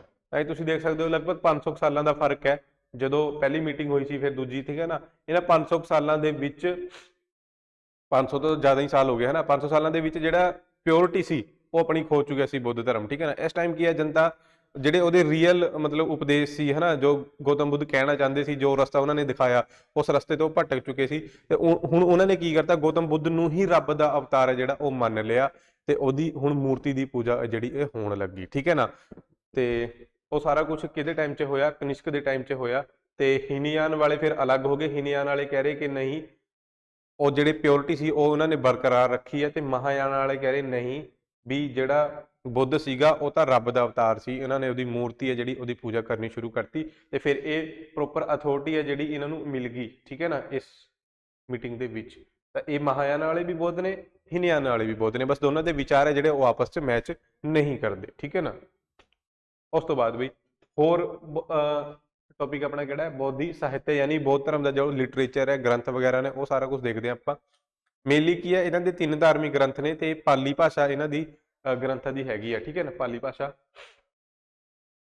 ਇਹ ਯਾਦ ਰੱਖਣਾ ਆਪਾਂ ਨੇ, ਕਿਉਂਕਿ ਪਾਲੀ ਭਾਸ਼ਾ ਉਸ ਟਾਈਮ ਦੀ ਲੋਕਲ ਭਾਸ਼ਾ ਸੀ, ਤੇ ਗੌਤਮ ਬੁੱਧ ਨੇ ਜਿਹੜੀ ਲੋਕਲ ਭਾਸ਼ਾ ਸੀ ਉਹਦੇ 'ਚ ਹੀ ਆਪਣੇ ਉਪਦੇਸ਼ ਦੇ, ਠੀਕ ਹੈ ਨਾ। ਤੇ ਜੈਨ ਧਰਮ 'ਚ ਵੀ ਆਪਾਂ ਨੇ ਇਹੀ ਦੇਖਿਆ, ਉਹਨਾਂ ਦੀ ਲੈਂਗੁਏਜ ਕਿਹੜੀ ਹੈ? ਪ੍ਰਾਕ੍ਰਿਤ ਲੈਂਗੁਏਜ ਹੈ, ਉਹਦੇ ਵਿੱਚ ਉਹਨਾਂ ਨੇ ਉਪਦੇਸ਼ ਦੇ। ਇਸੇ ਕਰਕੇ ਜਿਹੜੇ ਦੋਨੇ ਰਿਲੀਜਨ ਆ ਜਾਂ ਦੋਨੇ ਤੁਸੀਂ ਕਹਿ ਸਕਦੇ ਆਈਡੀਓਲੋਜੀਆਂ ਨੇ ਹਨਾ, ਇਹ ਹੁਣ ਤੱਕ ਸਰਵਾਈਵ ਕਰ ਰਹੀਆਂ ਨੇ, ਠੀਕ ਹੈ ਨਾ। ਗ੍ਰੰਥਾਂ ਨੂੰ ਕੀ ਕਿਹਾ ਜਾਂਦਾ? ਤ੍ਰਿਪਿਟਕ। ਤ੍ਰਿਪਿਟਕ ਦਾ ਮਤਲਬ ਹੈ ਵੀ ਤਿੰਨ ਪਿਟਕ, ਠੀਕ ਹੈ ਨਾ। ਉਸ ਟਾਈਮ ਕੋਈ ਬੁੱਕਸ ਵਗੈਰਾ, ਮਤਲਬ ਉਸ ਟਾਈਮ ਕੋਈ ਪੇਪਰ ਵਗੈਰਾ ਤਾਂ ਹੈਗਾ ਨਹੀਂ ਸੀ, ਠੀਕ ਹੈ ਨਾ। ਤਾਂ ਬੜੇ ਬੜੇ ਪੱਤੇ ਜਿਹੜੇ ਹੁੰਦੇ ਸੀ ਉਹਨਾਂ ਦੇ ਉੱਤੇ ਲਿਖ ਕੇ ਉਹਨਾਂ ਨੂੰ ਪਿਟਕ ਦੇ ਵਿੱਚ ਮਤਲਬ ਜਿਹੜੀ ਟੋਕਰੀਆਂ ਸੀ ਉਹਨਾਂ ਦੇ ਵਿੱਚ ਰੱਖਿਆ ਜਾਂਦਾ ਸੀ, ਤਾਂ ਉਹ 3 ਅਲੱਗ-ਅਲੱਗ ਟੋਕਰੀਆਂ ਸੀ, ਉਹਨਾਂ ਕਰਕੇ 3 ਬਾਸਕਟ ਕਰਕੇ ਹੀ 3 ਪਿਟਕ ਹੈ ਜਿਹੜਾ ਇਹਨਾਂ ਨੂੰ ਇਹ ਕਿਹਾ ਜਾਂਦਾ ਹੈ। ਠੀਕ ਹੈ, ਤਾਂ 3 ਪਿਟਕ ਕਿਹੜੇ ਨੇ ਬਈ? ਇੱਕ ਸੁੱਤ ਪਿਟਕ ਹੈ, ਵਿਨੇ ਪਿਟਕ ਹੈ ਤੇ ਇੱਕ ਅਭਿਧਮ ਪਿਟਕ ਹੈ। ਠੀਕ ਹੈ ਨਾ। ਸੁੱਤ ਪਿਟਕ ਹੈ ਜਿਹੜਾ ਇਹ ਆਨੰਦ ਨੇ ਲਿਖਿਆ ਸੀ। ਠੀਕ ਹੈ, ਤੇ ਸੁੱਤ ਪਿਟਕ ਦੇ ਵਿੱਚ ਕੀ ਹੈ, ਗੌਤਮ ਬੁੱਧ ਨੇ ਆਪਣੀ ਪੂਰੀ ਲਾਈਫ ਦੇ ਵਿੱਚ ਜਿੰਨੇ ਵੀ ਉਪਦੇਸ਼ ਦਏ ਨੇ ਉਹ ਸਾਰਿਆਂ ਨੂੰ ਇਕੱਠਾ ਕਰਕੇ, ਹਨਾ, ਹੁਣ ਸਾਰਿਆਂ ਨੂੰ ਇਕੱਠਾ ਕਰਕੇ ਇੱਕ ਬੁੱਕ ਦੇ ਵਿੱਚ ਲਿਖਤਾ, ਸੁੱਤ ਪਿਟਕ ਦੇ ਵਿੱਚ। ਕਲੀਅਰ ਹੈ? ਕਿਹਨੇ ਲਿਖਿਆ? ਆਨੰਦ ਨੇ ਲਿਖਿਆ। ਤਾਂ ਗੌਤਮ, ਡਾਇਰੈਕਟ ਕੁਐਸਚਨ ਆਉਂਦਾ ਵੀ ਗੌਤਮ ਬੁੱਧ ਦੇ ਜਿਹੜੇ ਉਪਦੇਸ਼ ਨੇ ਉਹ ਕਿਹੜੇ ਗ੍ਰੰਥ ਦੇ ਵਿੱਚ ਨੇ? ਸੁੱਤ ਪਿਟਕ ਦੇ ਵਿੱਚ। ਠੀਕ ਹੈ, ਇਹ ਪਹਿਲੀ ਮੀਟਿੰਗ ਦੇ ਵਿੱਚ ਹੀ ਲਿਖਿਆ ਗਿਆ ਸੀ, ਜਦੋਂ ਪਹਿਲੀ ਮੀਟਿੰਗ ਹੋਈ ਸੀ। ਵਿਨੇ ਪਿਟਕ ਇਹ ਕਿਹਨੇ ਲਿਖੀ ਹੈ? ਇਹ ਲਿਖੀ ਹੈ ਬਈ ਉਪਾਲੀ ਨੇ। ਠੀਕ ਹੈ, ਇਹਦੇ ਵਿੱਚ ਕੀ ਹੈ, ਹੁਣ ਮਤਲਬ ਇਹ ਵੀ ਪਹਿਲੀ ਮੀਟਿੰਗ ਦੇ ਵਿੱਚ ਲਿਖੀ ਗਈ ਹੈ। ਇਹਦੇ 'ਚ ਲਿਖਿਆ ਗਿਆ ਕਿ ਜਿਹੜੇ ਵੀ ਹੁਣ ਬੌਧ ਭਿਕਸ਼ੂ ਨੇ, ਹਨਾ, ਕਿਉਂਕਿ ਹੁਣ ਗੌਤਮ ਬੁੱਧ ਤਾਂ ਰਹੇ ਨਹੀਂ, ਠੀਕ ਹੈ ਨਾ, ਹੁਣ ਸਾਰੇ ਨੇ ਆਪਣਾ ਜਿਹੜਾ ਮਿਲ ਕੇ ਉਸ ਰਿਲੀਜਨ ਨੂੰ ਜਾਂ ਉਸ ਵਿਚਾਰਧਾਰਾ ਨੂੰ ਅੱਗੇ ਵਧਾਉਣਾ, ਹਨਾ, ਤਾਂ ਉਹਨਾਂ ਦੇ ਲਈ ਡਾਇਰੈਕਸ਼ਨਸ ਵਗੈਰਾ ਨੇ। ਠੀਕ ਹੈ ਜੀ, ਤੇ ਰੂਲ ਨੇ, ਸਾਰਾ ਕੁਝ ਹੈ ਉਹ, ਕਿ ਹੁਣ ਜਿਹੜੇ ਜਿੰਨੇ ਵੀ ਬੌਧ ਮੱਠ ਨੇ, ਕਿਉਂਕਿ ਜਿਹੜੇ ਬੌਧ ਭਿਕਸ਼ੂ ਸੀ ਉਹ ਕਿੱਥੇ ਰਹਿੰਦੇ ਸੀ? ਮੱਠਾਂ ਦੇ ਵਿੱਚ ਰਹਿੰਦੇ ਸੀ। ਠੀਕ ਹੈ ਨਾ, ਮੱਠ ਵਗੈਰਾ ਨੇ ਜਿਹੜੇ ਉਹਨਾਂ ਦੇ, ਤਾਂ ਉਹਨਾਂ ਦੇ ਰੂਲ ਰੈਗੂਲੇਸ਼ਨ ਉਹ ਸਾਰਾ ਕੁਝ ਕਿੱਥੇ ਲਿਖਿਆ ਹੋਇਆ? ਵਿਨੇ ਪਿਟਕ ਦੇ ਵਿੱਚ ਇਹਨਾਂ ਨੇ ਲਿਖਿਆ। ਠੀਕ ਹੈ, ਬਾਅਦ ਚ ਫਿਰ ਕਾਫੀ ਟਾਈਮ ਬਾਅਦ ਸਮਰਾਟ ਅਸ਼ੋਕ ਦੇ ਟਾਈਮ ਚ ਆ ਕੇ ਅਭਿਧਮ ਪਿਟਕ ਹੈ ਜਿਹੜਾ ਇਹ ਲਿਖਿਆ ਜਾਂਦਾ ਹੈ ਤੀਜੀ ਮੀਟਿੰਗ ਦੇ ਵਿੱਚ, ਹੈ ਨਾ। ਆ ਦੇਖੋ, ਇਹ ਥਰਡ ਮੀਟਿੰਗ ਦੇ ਵਿੱਚ ਲਿਖਿਆ ਗਿਆ ਸੀ ਬਈ ਅਭਿਧਮ ਪਿਟਕ। ਪਹਿਲੀ ਮੀਟਿੰਗ ਦੇ ਵਿੱਚ ਇਹ 2 ਪਿਟਕ ਲਿਖੇ ਗਏ ਸੀ, ਵਿਨੇ ਪਿਟਕ ਤੇ ਸੁੱਤ ਪਿਟਕ। ਠੀਕ ਹੈ, ਤੇ ਅਭਿਧਮ ਪਿਟਕ ਇਹ ਤੀਜੀ ਮੀਟਿੰਗ ਦੇ ਵਿੱਚ ਲਿਖਿਆ ਗਿਆ। ਤਾਂ ਅਭਿਧਮ ਪਿਟਕ ਤੇ ਕੀ ਹੈ, ਇਹ ਪਹਿਲਾਂ ਇਹ ਦੇਖ ਲਓ, ਮੋਗਲੀ ਪੁੱਤ ਤਿਸ਼ ਨੇ ਲਿਖਿਆ। ਇਹਦੇ ਚ ਲਿਖਿਆ ਹੋਇਆ ਹੈ ਮਤਲਬ ਜਿਹੜੇ ਗੌਤਮ ਬੁੱਧ ਦੇ ਉਪਦੇਸ਼ ਨੇ ਨਾ, ਹਨਾ, ਉਹਨਾਂ ਨੂੰ ਮਤਲਬ ਪੂਰੀ ਤਰ੍ਹਾਂ ਪ੍ਰੋਪਰ ਐਕਸਪਲੇਨ ਕਰਕੇ ਮੋਗਲੀ ਪੁੱਤ ਤਿਸ਼ ਨੇ ਇਹਨੂੰ ਲਿਖਿਆ। ਠੀਕ ਹੈ, ਮਤਲਬ ਬੁੱਧ ਧਰਮ ਦੇ ਸਿਧਾਂਤ ਵਗੈਰਾ ਪ੍ਰੋਪਰ, ਕਿ ਬੁੱਧ ਧਰਮ ਹੈ ਕੀ ਹੈ, ਉਹਦੇ ਤੇ ਫਿਲੋਸਫੀ ਲਿਖੀ ਇੱਕ ਤਰ੍ਹਾਂ ਦੀ, ਹੈ ਨਾ, ਫਿਲੋਸਫੀ ਲਿਖੀ ਹੈ ਬੁੱਧ ਰਿਲੀਜਨ ਦੀ। ਠੀਕ ਹੈ ਜੀ, ਜਿਵੇਂ ਹਿੰਦੂ ਧਰਮ ਜਾਂ ਵੈਦਿਕ ਧਰਮ ਦੇ ਵਿੱਚ ਆਪਾਂ ਨੇ ਉਹ ਦੇਖੇ ਆ ਉਪਨਿਸ਼ਦ ਵਗੈਰਾ ਸੀਗੇ, ਹਨਾ। ਉਪਨਿਸ਼ਦ ਵਗੈਰਾ ਕੀ ਸੀ? ਉਹ ਸਾਰੀ ਫਿਲੋਸਫੀਆਂ ਨੇ ਕਿਸੇ ਇੱਕ ਟੌਪਿਕ ਦੇ ਉੱਤੇ। ਤਾਂ ਐਦਾਂ ਹੀ ਬੁੱਧ ਧਰਮ ਦੇ ਉੱਤੇ ਇੱਕ ਫਿਲੋਸਫੀ ਵਗੈਰਾ ਇਹ ਅਭਿਧਮ ਪਿਟਕ ਦੇ ਵਿੱਚ ਹੈ, ਮੋਗਲੀ ਪੁੱਤ ਤਿਸ਼ ਨੇ ਇਹ ਲਿਖੀ ਹੋਈ ਹੈ। ਠੀਕ ਹੈ ਬਾਈ। ਉਸ ਤੋਂ ਬਾਅਦ ਹੋਰ ਵੀ ਕਾਫੀ ਕਿਤਾਬਾਂ ਨੇ, ਮੇਨ ਮੈਂ ਤੁਹਾਨੂੰ ਇੱਥੇ ਲਿਖੀ ਹੈ। ਇੱਕ ਮਿਲਿੰਦ ਪੰਨੋ ਹੋ ਗਈ। ਮਿਲਿੰਦ ਪੰਨੋ ਇਹ ਕਿਹਨੇ ਲਿਖੀ ਹੈ? ਨਾਗਸੇਨ ਨੇ ਲਿਖੀ ਹੈ। ਇਹ ਡਾਇਰੈਕਟ ਪੇਪਰਾਂ ਦੇ ਵਿੱਚ ਪੁੱਛੀ ਜਾਂਦੀ ਹੈ ਬਈ, ਮਿਲਿੰਦ ਪੰਨੋ ਇਹ ਕਿਹਨੇ ਲਿਖੀ ਹੈ? ਨਾਗਸੇਨ ਨੇ। ਹੈ ਕੀ ਹੈ ਇਹਦੇ ਚ?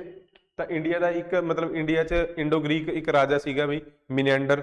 ਠੀਕ ਹੈ, ਉਹਨੂੰ ਬੁੱਧ ਧਰਮ ਦੇ ਵਿੱਚ ਕਨਵਰਟ ਕਰਨ ਜਾਂਦਾ ਹੈ ਨਾਗਸੇਨ, ਤੇ ਉਹਨਾਂ ਦੇ ਵਿੱਚ ਜੋ ਵਾਰਤਾਲਾਪ ਹੁੰਦੀ ਹੈ, ਹਨਾ, ਰਾਜਾ ਦੇ ਵਿੱਚ ਤੇ ਨਾਗਸੇਨ ਦੇ ਵਿੱਚ, ਉਹ ਸਾਰਾ ਕੁਝ ਇਸ ਬੁੱਕ ਦੇ ਵਿੱਚ ਲਿਖਿਆ ਹੋਇਆ ਹੈ, ਮਿਲਿੰਦ ਪੰਨੋ ਦੇ ਵਿੱਚ। ਠੀਕ ਹੈ, ਉਸ ਤੋਂ ਬਾਅਦ ਬੁੱਧ ਚਰਿੱਤਰ, ਇਹ ਬਹੁਤ ਇੰਪੋਰਟੈਂਟ ਬੁੱਕ ਹੈ ਬਈ। ਬੁੱਧ ਚਰਿੱਤਰ ਕਿਹਨੇ ਲਿਖੀ ਹੈ? ਅਸ਼ਵ ਘੋਸ਼ ਨੇ ਲਿਖੀ ਹੈ ਬੁੱਧ ਚਰਿੱਤਰ, ਤੇ ਇਹਨੂੰ ਬੁੱਧ ਧਰਮ ਦੀ ਰਾਮਾਇਣ ਵੀ ਕਿਹਾ ਜਾਂਦਾ ਹੈ। ਬੁੱਧ ਧਰਮ ਦੀ ਰਾਮਾਇਣ ਕਿਹਾ ਜਾਂਦਾ ਹੈ ਬੁੱਧ ਚਰਿੱਤਰ ਬੁੱਕ ਨੂੰ, ਇਹ ਅਸ਼ਵ ਘੋਸ਼ ਨੇ ਲਿਖੀ ਹੈ। ਉਸ ਤੋਂ ਇਲਾਵਾ ਇੱਕ ਇਹ ਵੀ ਬਹੁਤ ਇੰਪੋਰਟੈਂਟ ਬੁੱਕ ਹੈ ਮਹਾਵਿਭਾਸ਼ਾ ਸ਼ਾਸਤਰ। ਮਹਾਵਿਭਾਸ਼ਾ ਸ਼ਾਸਤਰ ਇਹ ਲਿਖੀ ਹੈ ਵਸ਼ੂਮਿੱਤਰ ਨੇ। ਠੀਕ ਹੈ, ਵਸ਼ੂਮਿੱਤਰ ਨੇ ਲਿਖੀ ਹੈ ਮਹਾਵਿਭਾਸ਼ਾ ਸ਼ਾਸਤਰ, ਤੇ ਇਹ ਸੰਸਕ੍ਰਿਤ ਦੇ ਵਿੱਚ ਹੈ, ਇਹ ਵੀ ਯਾਦ ਰੱਖਣਾ ਹੈ,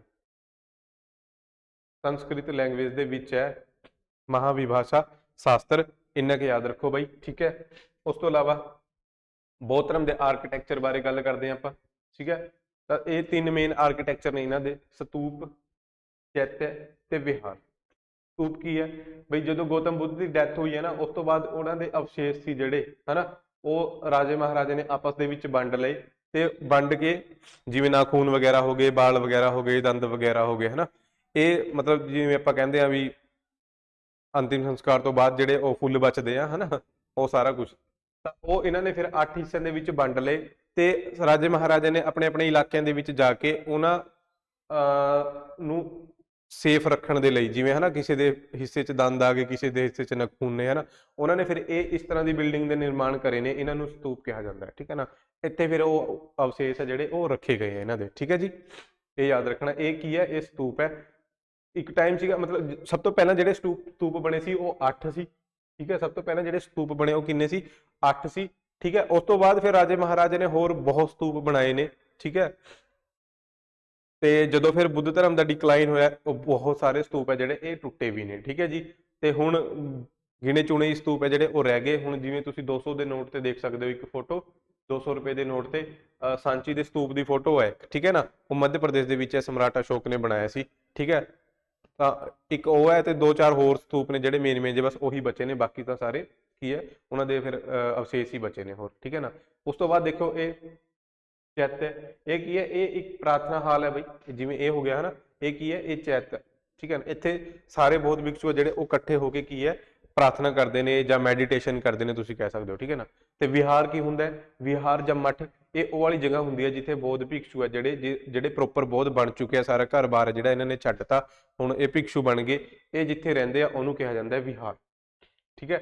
ਤਾਂ ਤਿੰਨ ਇਹ ਜਿਹੜੇ ਯਾਦ ਰੱਖਣੇ ਆ। ਸਤੂਪ ਕੀ ਹੈ, ਸਤੂਪ ਉੱਥੇ ਜਿੱਥੇ ਗੌਤਮ ਬੁੱਧ ਦੇ ਅਵਸ਼ੇਸ਼ ਰੱਖੇ ਗਏ ਸੀ, ਠੀਕ ਹੈ। ਚੈत्य ਕੀ ਹੈ, ਚੈत्य ਉਹ ਹੈ ਜਿੱਥੇ ਬੌਧ ਭਿਕਸ਼ੂ ਸਾਰੇ ਦੇ ਸਾਰੇ ਆਪਣੀ ਪ੍ਰਾਰਥਨਾ ਕਰਦੇ ਆ, ਪੂਜਾ ਪਾਠ ਜੋ ਵੀ ਇਹਨਾਂ ਨੇ ਕਰਨਾ, ਮੈਡੀਟੇਸ਼ਨ ਵਗੈਰਾ, ਉਹ ਸਾਰਾ ਕੁਝ ਕਰਦੇ ਆ।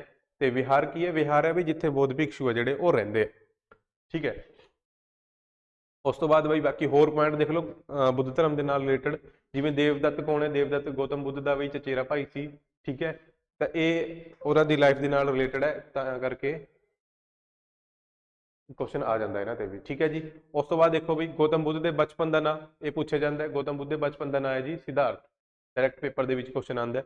ਇਸ ਤੋਂ ਇਲਾਵਾ ਗੌਤਮ ਬੁੱਧ ਦੇ ਹੋਰ ਕਿਹੜੇ ਕਿਹੜੇ ਨਾਂ ਨੇ, ਸਾਕਿਆ ਮੁਨੀ, ਮੈਂ ਤੁਹਾਨੂੰ ਪਹਿਲਾਂ ਹੀ ਦੱਸਿਆ ਕਿਉਂਕਿ ਸਾਕਿਆ ਵੰਸ਼ ਦੇ ਨਾਲ ਇਹ ਬਿਲੋਂਗ ਕਰਦੇ ਸੀ, ਠੀਕ ਹੈ ਜੀ। ਸਾਕਿਆ ਛਤਰੀਏ ਸੀਗੇ ਇਹ, ਤੇ ਮੁਨੀ ਫਿਰ ਯਾਨੀ ਸਾਧੂ ਸੰਤ ਇਹ ਬਣ ਗਏ, ਮੁਨੀ ਬਣ ਗਏ, ਤਾਂ ਇਹਨਾਂ ਨੂੰ ਫਿਰ ਸਾਕਿਆ ਮੁਨੀ ਵੀ ਕਿਹਾ ਜਾਣ ਲੱਗਾ, ਠੀਕ ਹੈ। ਤਥਾਗਤ ਕਾਫੀ ਇੰਪੋਰਟੈਂਟ ਹੈ, ਕਾਫੀ ਵਾਰ ਪੇਪਰਾਂ ਦੇ ਵਿੱਚ ਪੁੱਛਿਆ ਗਿਆ ਹੈ। ਤਥਾਗਤ ਦੇ ਨਾਂ ਤੋਂ ਕਿਹਨੂੰ ਜਾਣਿਆ ਜਾਂਦਾ ਹੈ, ਗੌਤਮ ਬੁੱਧ ਨੂੰ। ਏਸ਼ੀਆ ਦਾ ਜੋਤੀ ਪੁੰਜ ਯਾਨੀ light off Asia, direct paper ਦੇ ਵਿੱਚ ਕੁਐਸਚਨ ਆਉਂਦਾ ਹੈ, ਲਾਈਟ ਆਫ ਏਸ਼ੀਆ ਕਿਹਨੂੰ ਕਿਹਾ ਜਾਂਦਾ ਹੈ, ਗੌਤਮ ਬੁੱਧ ਨੂੰ ਕਿਹਾ ਜਾਂਦਾ ਹੈ ਬਈ, ਠੀਕ ਹੈ ਜੀ। ਇਸ ਤੋਂ ਇਲਾਵਾ ਨੈਕਸਟ ਦੇਖੋ ਜਾਤਕ ਕੀ ਹੁੰਦਾ ਹੈ, ਜਾਤਕ ਭਾਈ ਜਾਤਕ ਹੁੰਦਾ ਹੈ ਗੌਤਮ ਬੁੱਧ ਦੇ ਜਨਮ ਦੀਆਂ ਕਹਾਣੀਆਂ, ਪਿਛਲੇ ਜਨਮ ਦੀ ਕਹਾਣੀਆਂ ਨੂੰ ਕੀ ਕਿਹਾ, ਜੋ ਜਾਤਕ ਹੈ ਜਿਹੜਾ ਉਹ ਕਿਹਾ ਜਾਂਦਾ ਹੈ, ਠੀਕ ਹੈ ਨਾ। ਵੀ ਗੌਤਮ ਬੁੱਧ ਪਿਛਲੇ ਜਨਮ 'ਚ ਇਹ ਸੀ, ਗੌਤਮ ਬੁੱਧ ਪਿਛਲੇ ਜਨਮ 'ਚ ਇਹ ਸੀ, ਹੈ ਨਾ, ਇਦਾਂ ਕਰਕੇ ਕਾਫੀ ਸਟੋਰੀਆਂ ਨੇ। ਤਾਂ ਇਹ 547 ਨੇ ਟੋਟਲ, ਇਹਨਾਂ ਨੂੰ ਜਾਤਕ ਕਿਹਾ ਜਾਂਦਾ। ਇਹ ਡਾਇਰੈਕਟ ਆਉਂਦਾ ਕੁਐਸਚਨ ਕਿ ਗੌਤਮ ਬੁੱਧ ਦੇ ਪਿਛਲੇ ਜਨਮ ਦੀ ਕਹਾਣੀਆਂ ਨੂੰ ਕੀ ਕਿਹਾ ਜਾਂਦਾ, ਜਾਤਕ, ਜਾਂ ਟੋਟਲ ਕਿੰਨੇ ਜਾਤਕ ਨੇ, 547। ਇਸ ਤੋਂ ਇਲਾਵਾ ਤਾਰਾ ਬਾਰੇ ਪੁੱਛਿਆ ਜਾਂਦਾ ਵੀ ਤਾਰਾ ਕੌਣ ਹੈ, ਤਾਂ ਤਾਰਾ ਬੋਧੀਸਤਵ, ਬੋਧੀਸਤਵ ਕੀ ਹੈ, ਜਿਹੜੀ ਮਹਿਲਾ ਬੌਧ ਭਿਕਸ਼ੂ ਹੁੰਦੀ ਹੈ ਨਾ, ਉਹਨੂੰ ਕੀ ਕਿਹਾ ਜਾਂਦਾ, ਬੋਧੀਸਤਵ ਕਿਹਾ ਜਾਂਦਾ। ਤਾਂ ਇੱਕ ਬਹੁਤ ਫੇਮਸ ਹੈ ਇਹਨਾਂ ਦੀ ਤਾਰਾ, ਇਹ ਯਾਦ ਰੱਖ ਸਕਦੇ ਹੋ ਤੁਸੀਂ। ਇਸ ਤੋਂ ਇਲਾਵਾ ਇਹ ਕੁਐਸਚਨ ਵੀ ਪਹਿਲਾਂ ਇੱਕ ਦੋ ਵਾਰ ਮੈਂ ਦੇਖਿਆ ਪੇਪਰ ਦੇ ਵਿੱਚ ਕਿ ਜਦੋਂ ਗੌਤਮ ਬੁੱਧ ਮੈਡੀਟੇਸ਼ਨ ਵਗੈਰਾ ਕਰਦੇ ਸੀ, ਤਪੱਸਿਆ ਵਗੈਰਾ ਕਰਦੇ ਸੀ, ਤਾਂ ਉਹਨੂੰ ਇੱਕ ਮਹਿਲਾ ਸੀ ਜਿਹਨੇ ਚਾਵਲ ਤੇ ਦੁੱਧ ਦੇ ਜਿਹੜੇ ਉਹ ਦਏ ਸੀ, ਹਨਾ, ਤਾਂ ਉਹਦਾ ਨਾਂ ਕੀ ਸੀ, ਇਹ ਪੁੱਛਿਆ ਹੋਇਆ ਸੀ, ਇਹ ਉਹਦਾ ਨਾਂ ਸੀ ਬਈ ਸੁਜਾਤਾ, ਠੀਕ ਹੈ। ਤਾਂ ਇਹ ਕੁਝ ਬੇਸਿਕ ਜੇ ਫੈਕਟ ਨੇ ਇਹਨਾਂ ਬਾਰੇ। ਇਸ ਤੋਂ ਇਲਾਵਾ ਹੋਰ ਦੇਖ ਲਓ ਜੇ ਬੁੱਧ ਧਰਮ ਦੇ ਤ੍ਰਿਰਤਨ ਕਿਹੜੇ ਕਿਹੜੇ ਨੇ, ਠੀਕ ਹੈ ਨਾ। ਤਾਂ ਤ੍ਰਿਰਤਨ ਜਿਹੜਾ ਵਰਡ ਹੈ ਇਹ ਆਪਾਂ ਨੇ ਜੈਨ ਧਰਮ 'ਚ ਵੀ ਪੜ੍ਹਿਆ ਹੈ ਨਾ, ਤਾਂ ਉਹ ਜੈਨ ਧਰਮ ਦੀ ਸਿੱਖਿਆਵਾਂ ਦੇ ਨਾਲ ਸੰਬੰਧਿਤ ਹੈ। ਜੇ ਤੁਹਾਨੂੰ ਕੁਐਸਚਨ ਆ ਜਾਏ ਕਿ ਤ੍ਰਿਰਤਨ ਦਾ ਸੰਬੰਧ ਕਿਹੜੇ ਧਰਮ ਨਾਲ ਹੈ, ਜਾਂ ਤ੍ਰਿਰਤਨ ਦੀ ਸਿੱਖਿਆਵਾਂ ਦਾ ਸੰਬੰਧ ਕਿਹੜੇ ਧਰਮ ਨਾਲ ਹੈ, ਤਾਂ ਜੈਨ ਉਹਦਾ ਆਨਸਰ ਹੋਊਗਾ ਬਈ, ਕਿਉਂਕਿ ਉਹ ਜੈਨ ਧਰਮ ਦੀ ਸਿੱਖਿਆਵਾਂ ਨੇ, ਠੀਕ ਹੈ ਨਾ। ਜੇ ਵੈਸੇ ਹੀ ਪੁੱਛ ਲਿਆ ਜਾਵੇ ਕਿ ਬੁੱਧ ਧਰਮ ਦੇ ਤਿੰਨ ਰਤਨ ਕਿਹੜੇ ਨੇ, ਤ੍ਰਿਰਤਨ ਕਿਹੜੇ ਨੇ, ਫਿਰ ਤੁਸੀਂ ਕਹਿ ਸਕਦੇ ਹੋ ਕਿ ਬੁੱਧ, ਧੰਮ ਤੇ ਸੰਘ, ਇਹ ਤ੍ਰਿਰਤਨ ਨੇ। ਇਹਦੇ ਤੇ ਕੁਐਸਚਨ ਇਦਾਂ ਵੀ ਆ ਜਾਂਦਾ ਕਿ ਚੌਥਾ ਕੋਈ ਹੋਰ ਵਰਡ ਐਡ ਕਰ ਦੇਣਗੇ, ਜਿਵੇਂ ਸਤੂਪ ਹੋ ਗਿਆ, ਹਨਾ, 4 ਵਰਡ ਐਡ ਕਰਤੇ ਸਤੂਪ, ਕਹਿ ਦਿੰਦੇ ਨੇ ਕਿ ਇਹਨਾਂ ਵਿੱਚੋਂ ਕਿਹੜਾ ਹੈ ਜਿਹੜਾ ਬੁੱਧ ਧਰਮ ਦੇ ਤ੍ਰਿਰਤਨ ਦਾ ਹਿੱਸਾ ਨਹੀਂ ਹੈ, ਠੀਕ ਹੈ ਨਾ। ਤਾਂ ਫਿਰ ਰਾਈਟ ਆਨਸਰ ਕੀ ਹੋ ਜਾਊਗਾ, ਠੀਕ ਹੈ। ਤਾਂ ਇਹ ਇਦਾਂ ਕਿ ਯਾਦ ਰੱਖਣਾ ਹੈ ਕਿ ਬੁੱਧ ਧਰਮ ਦੇ ਤ੍ਰਿਰਤਨ ਨੇ, 3 ਰਤਨ ਨੇ ਬਈ, ਬੁੱਧ ਹੋ ਗਿਆ, ਧੰਮ ਹੋ ਗਿਆ ਯਾਨੀ ਉਹਦੀ ਸਿੱਖਿਆਵਾਂ ਹੋ ਗਈਆਂ, ਤੇ ਸੰਘ ਯਾਨੀ ਉਹਨਾਂ ਦਾ ਜਿਹੜਾ ਸੰਗਠਨ ਹੈ ਉਹ ਹੋ ਗਿਆ। ਬੁੱਧ, ਧੰਮ ਤੇ ਸੰਘ, ਇਹ ਤ੍ਰਿਰਤਨ ਨੇ। ਇਸ ਤੋਂ ਇਲਾਵਾ ਹੋਰ ਯੂਨੀਵਰਸਿਟੀਜ਼ ਨੇ, ਵਿਸ਼ਵ ਵਿਦਿਆਲੇ ਜਿਹੜੇ ਬੁੱਧ ਧਰਮ ਦੇ ਨਾਲ ਰਿਲੇਟਡ ਸੀਗੇ, ਠੀਕ ਹੈ।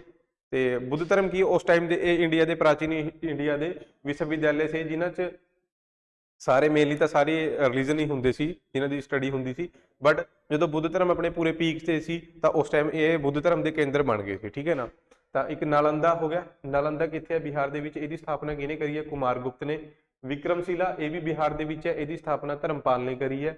ਤੇ ਵੱਲਭੀ ਗੁਜਰਾਤ ਦੇ ਵਿੱਚ ਹੈ, ਇਹਦੀ ਸਥਾਪਨਾ ਭੱਟਰਕ ਨੇ ਕਰੀ ਹੈ। ਤਾਂ ਇਹ 3 ਯੂਨੀਵਰਸਿਟੀਜ਼ ਨੇ, ਯਾਦ ਰੱਖਣੀਆਂ ਨੇ, ਕਿਹੜੀ ਯੂਨੀਵਰਸਿਟੀਜ਼ ਕਿੱਥੇ ਹੈ, ਕਿਹੜੀ ਯੂਨੀਵਰਸਿਟੀ ਕਿੱਥੇ ਹੈ, ਤੇ ਕਿਹਨੇ ਉਹ ਬਣਾਈ ਹੈ। ਇਹ ਸਾਰੇ ਕੁਐਸਚਨ ਇੰਪੋਰਟੈਂਟ ਨੇ, ਤਿੰਨੇ ਦੇ ਦਿਨ ਇਹ ਯਾਦ ਰੱਖਣੇ ਆ, ਠੀਕ ਹੈ ਜੀ। ਇਸ ਤੋਂ ਇਲਾਵਾ ਹੋਰ ਪੁਆਇੰਟ ਇਹ ਦੇਖ ਲਓ, ਜਦੋਂ ਸਮਰਾਟ ਅਸ਼ੋਕ ਨੇ ਬੁੱਧ ਧਰਮ ਨੂੰ ਅਪਣਾਇਆ ਤਾਂ ਫਿਰ ਉਹਨੇ ਆਪਣੀ ਪੂਰੀ ਲਾਈਫ ਹੈ ਜਿਹੜੀ ਉਹ ਬੁੱਧ ਧਰਮ ਦੇ ਪ੍ਰਚਾਰ ਦੇ ਵਿੱਚ ਲਗਾ ਦਿੱਤੀ, ਠੀਕ ਹੈ ਨਾ। ਤਾਂ ਈਵਨ ਉਹਨੇ ਆਪਣੇ ਜਿਹੜਾ ਪੁੱਤਰ ਹੈ ਮਹਿੰਦਰ ਤੇ ਆਪਣੀ ਪੁੱਤਰੀ ਹੈ ਸੰਘਮਿੱਤਰਾ, ਠੀਕ ਹੈ ਨਾ। ਮਹਿੰਦਰ ਅਤੇ ਸੰਘਮਿੱਤਰਾ ਦੋਨਾਂ ਨੂੰ ਸ੍ਰੀਲੰਕਾ ਭੇਜਿਆ ਬੁੱਧ ਧਰਮ ਦੇ ਪ੍ਰਚਾਰ ਪ੍ਰਸਾਰ ਵਾਸਤੇ, ਠੀਕ ਹੈ ਨਾ। ਤੇ ਉੱਥੇ ਦਾ ਜਿਹੜਾ ਰਾਜਾ ਸੀ ਉਹ ਵੀ ਫਿਰ ਬੁੱਧ ਧਰਮ 'ਚ ਸ਼ਾਮਿਲ ਹੋ ਗਿਆ, ਤੇ ਅੱਜ ਤੱਕ ਹੈ ਜਿਹੜਾ ਉਹ ਸ੍ਰੀਲੰਕਾ ਹੈ ਉਹ ਬੁੱਧ ਮੈਜੋਰਟੀ ਵਾਲਾ ਦੇਸ਼ ਹੈ ਨਾ। ਅੱਜ ਵੀ ਉੱਥੇ ਸਾਰੇ ਲੋਕ ਇਹ ਆ ਉਹ ਬੁੱਧ ਧਰਮ ਨਾਲ ਹੀ ਸੰਬੰਧਿਤ ਨੇ। ਤੇ ਰਾਜਾ ਕਨਿਸ਼ਕ ਹੋਇਆ ਫਿਰ ਕੁਸ਼ਾਣ ਵੰਸ਼ ਦਾ, ਇਹਨੇ ਚੀਨ, ਕੋਰੀਆ, ਜਾਪਾਨ ਦੇ ਵਿੱਚ ਬੁੱਧ ਧਰਮ ਦੇ ਪ੍ਰਚਾਰਕ ਭੇਜੇ, ਠੀਕ ਹੈ ਜੀ। ਤਾਂ ਇਹ ਸੀਗਾ ਬਈ ਬੁੱਧ ਧਰਮ, ਠੀਕ ਹੈ। ਤੇ ਮੇਨ ਆਪਣੇ ਜਿਹੜੇ ਪੁਆਇੰਟ ਨੇ ਉਹ ਆਪਾਂ ਨੇ ਡਿਸਕਸ ਕਰੇ ਨੇ। ਬਾਕੀ ਤੁਸੀਂ ਆਪਣੀ ਐਂਡਰੋਇਡ ਐਪ ਡਾਊਨਲੋਡ ਕਰ ਸਕਦੇ ਹੋ ਪੀਪੀਐਸਸੀ ਦੀ ਹੋਰ ਵਧੀਆ ਤਿਆਰੀ ਵਾਸਤੇ। ਤੇ ਇਸ ਤੋਂ ਇਲਾਵਾ ਆਪਾਂ ਨੇ ਜੀ CGL ਹੈ ਨਾ, CGL ਵੀ ਸਟਾਰਟ ਕਰਿਆ, ਉਹਦਾ ਬੈਚ ਵੀ ਉੱਥੇ ਸਟਾਰਟ ਕਰਿਆ CGL ਦਾ, ਉਹ ਵੀ ਤੁਸੀਂ ਲੈ ਸਕਦੇ ਹੋ, ਪਰਚੇਸ ਕਰ ਸਕਦੇ ਹੋ, ਠੀਕ ਹੈ ਜੀ। ਤੇ ਬਾਕੀ ਹੁਣ ਨੈਕਸਟ ਵੀਡੀਓ ਦੇ ਵਿੱਚ ਆਪਾਂ ਕੀ ਹੈ, ਬੁੱਧ ਧਰਮ ਤੇ ਜੈਨ ਧਰਮ ਦੋਹਾਂ ਦੇ ਨਾਲ ਰਿਲੇਟਡ ਜਿਹੜੇ MCQ ਨੇ ਹਨਾ, ਉਹ MCQ ਆਪਾਂ ਡਿਸਕਸ ਕਰਾਂਗੇ ਕਿ ਕਿਹੜੇ ਕਿਹੜੇ ਕੁਐਸਚਨ ਹੈ ਉਹ ਆ ਸਕਦੇ ਤੇ ਕਿੱਦਾਂ ਆ ਸਕਦੇ ਆ। Thank you.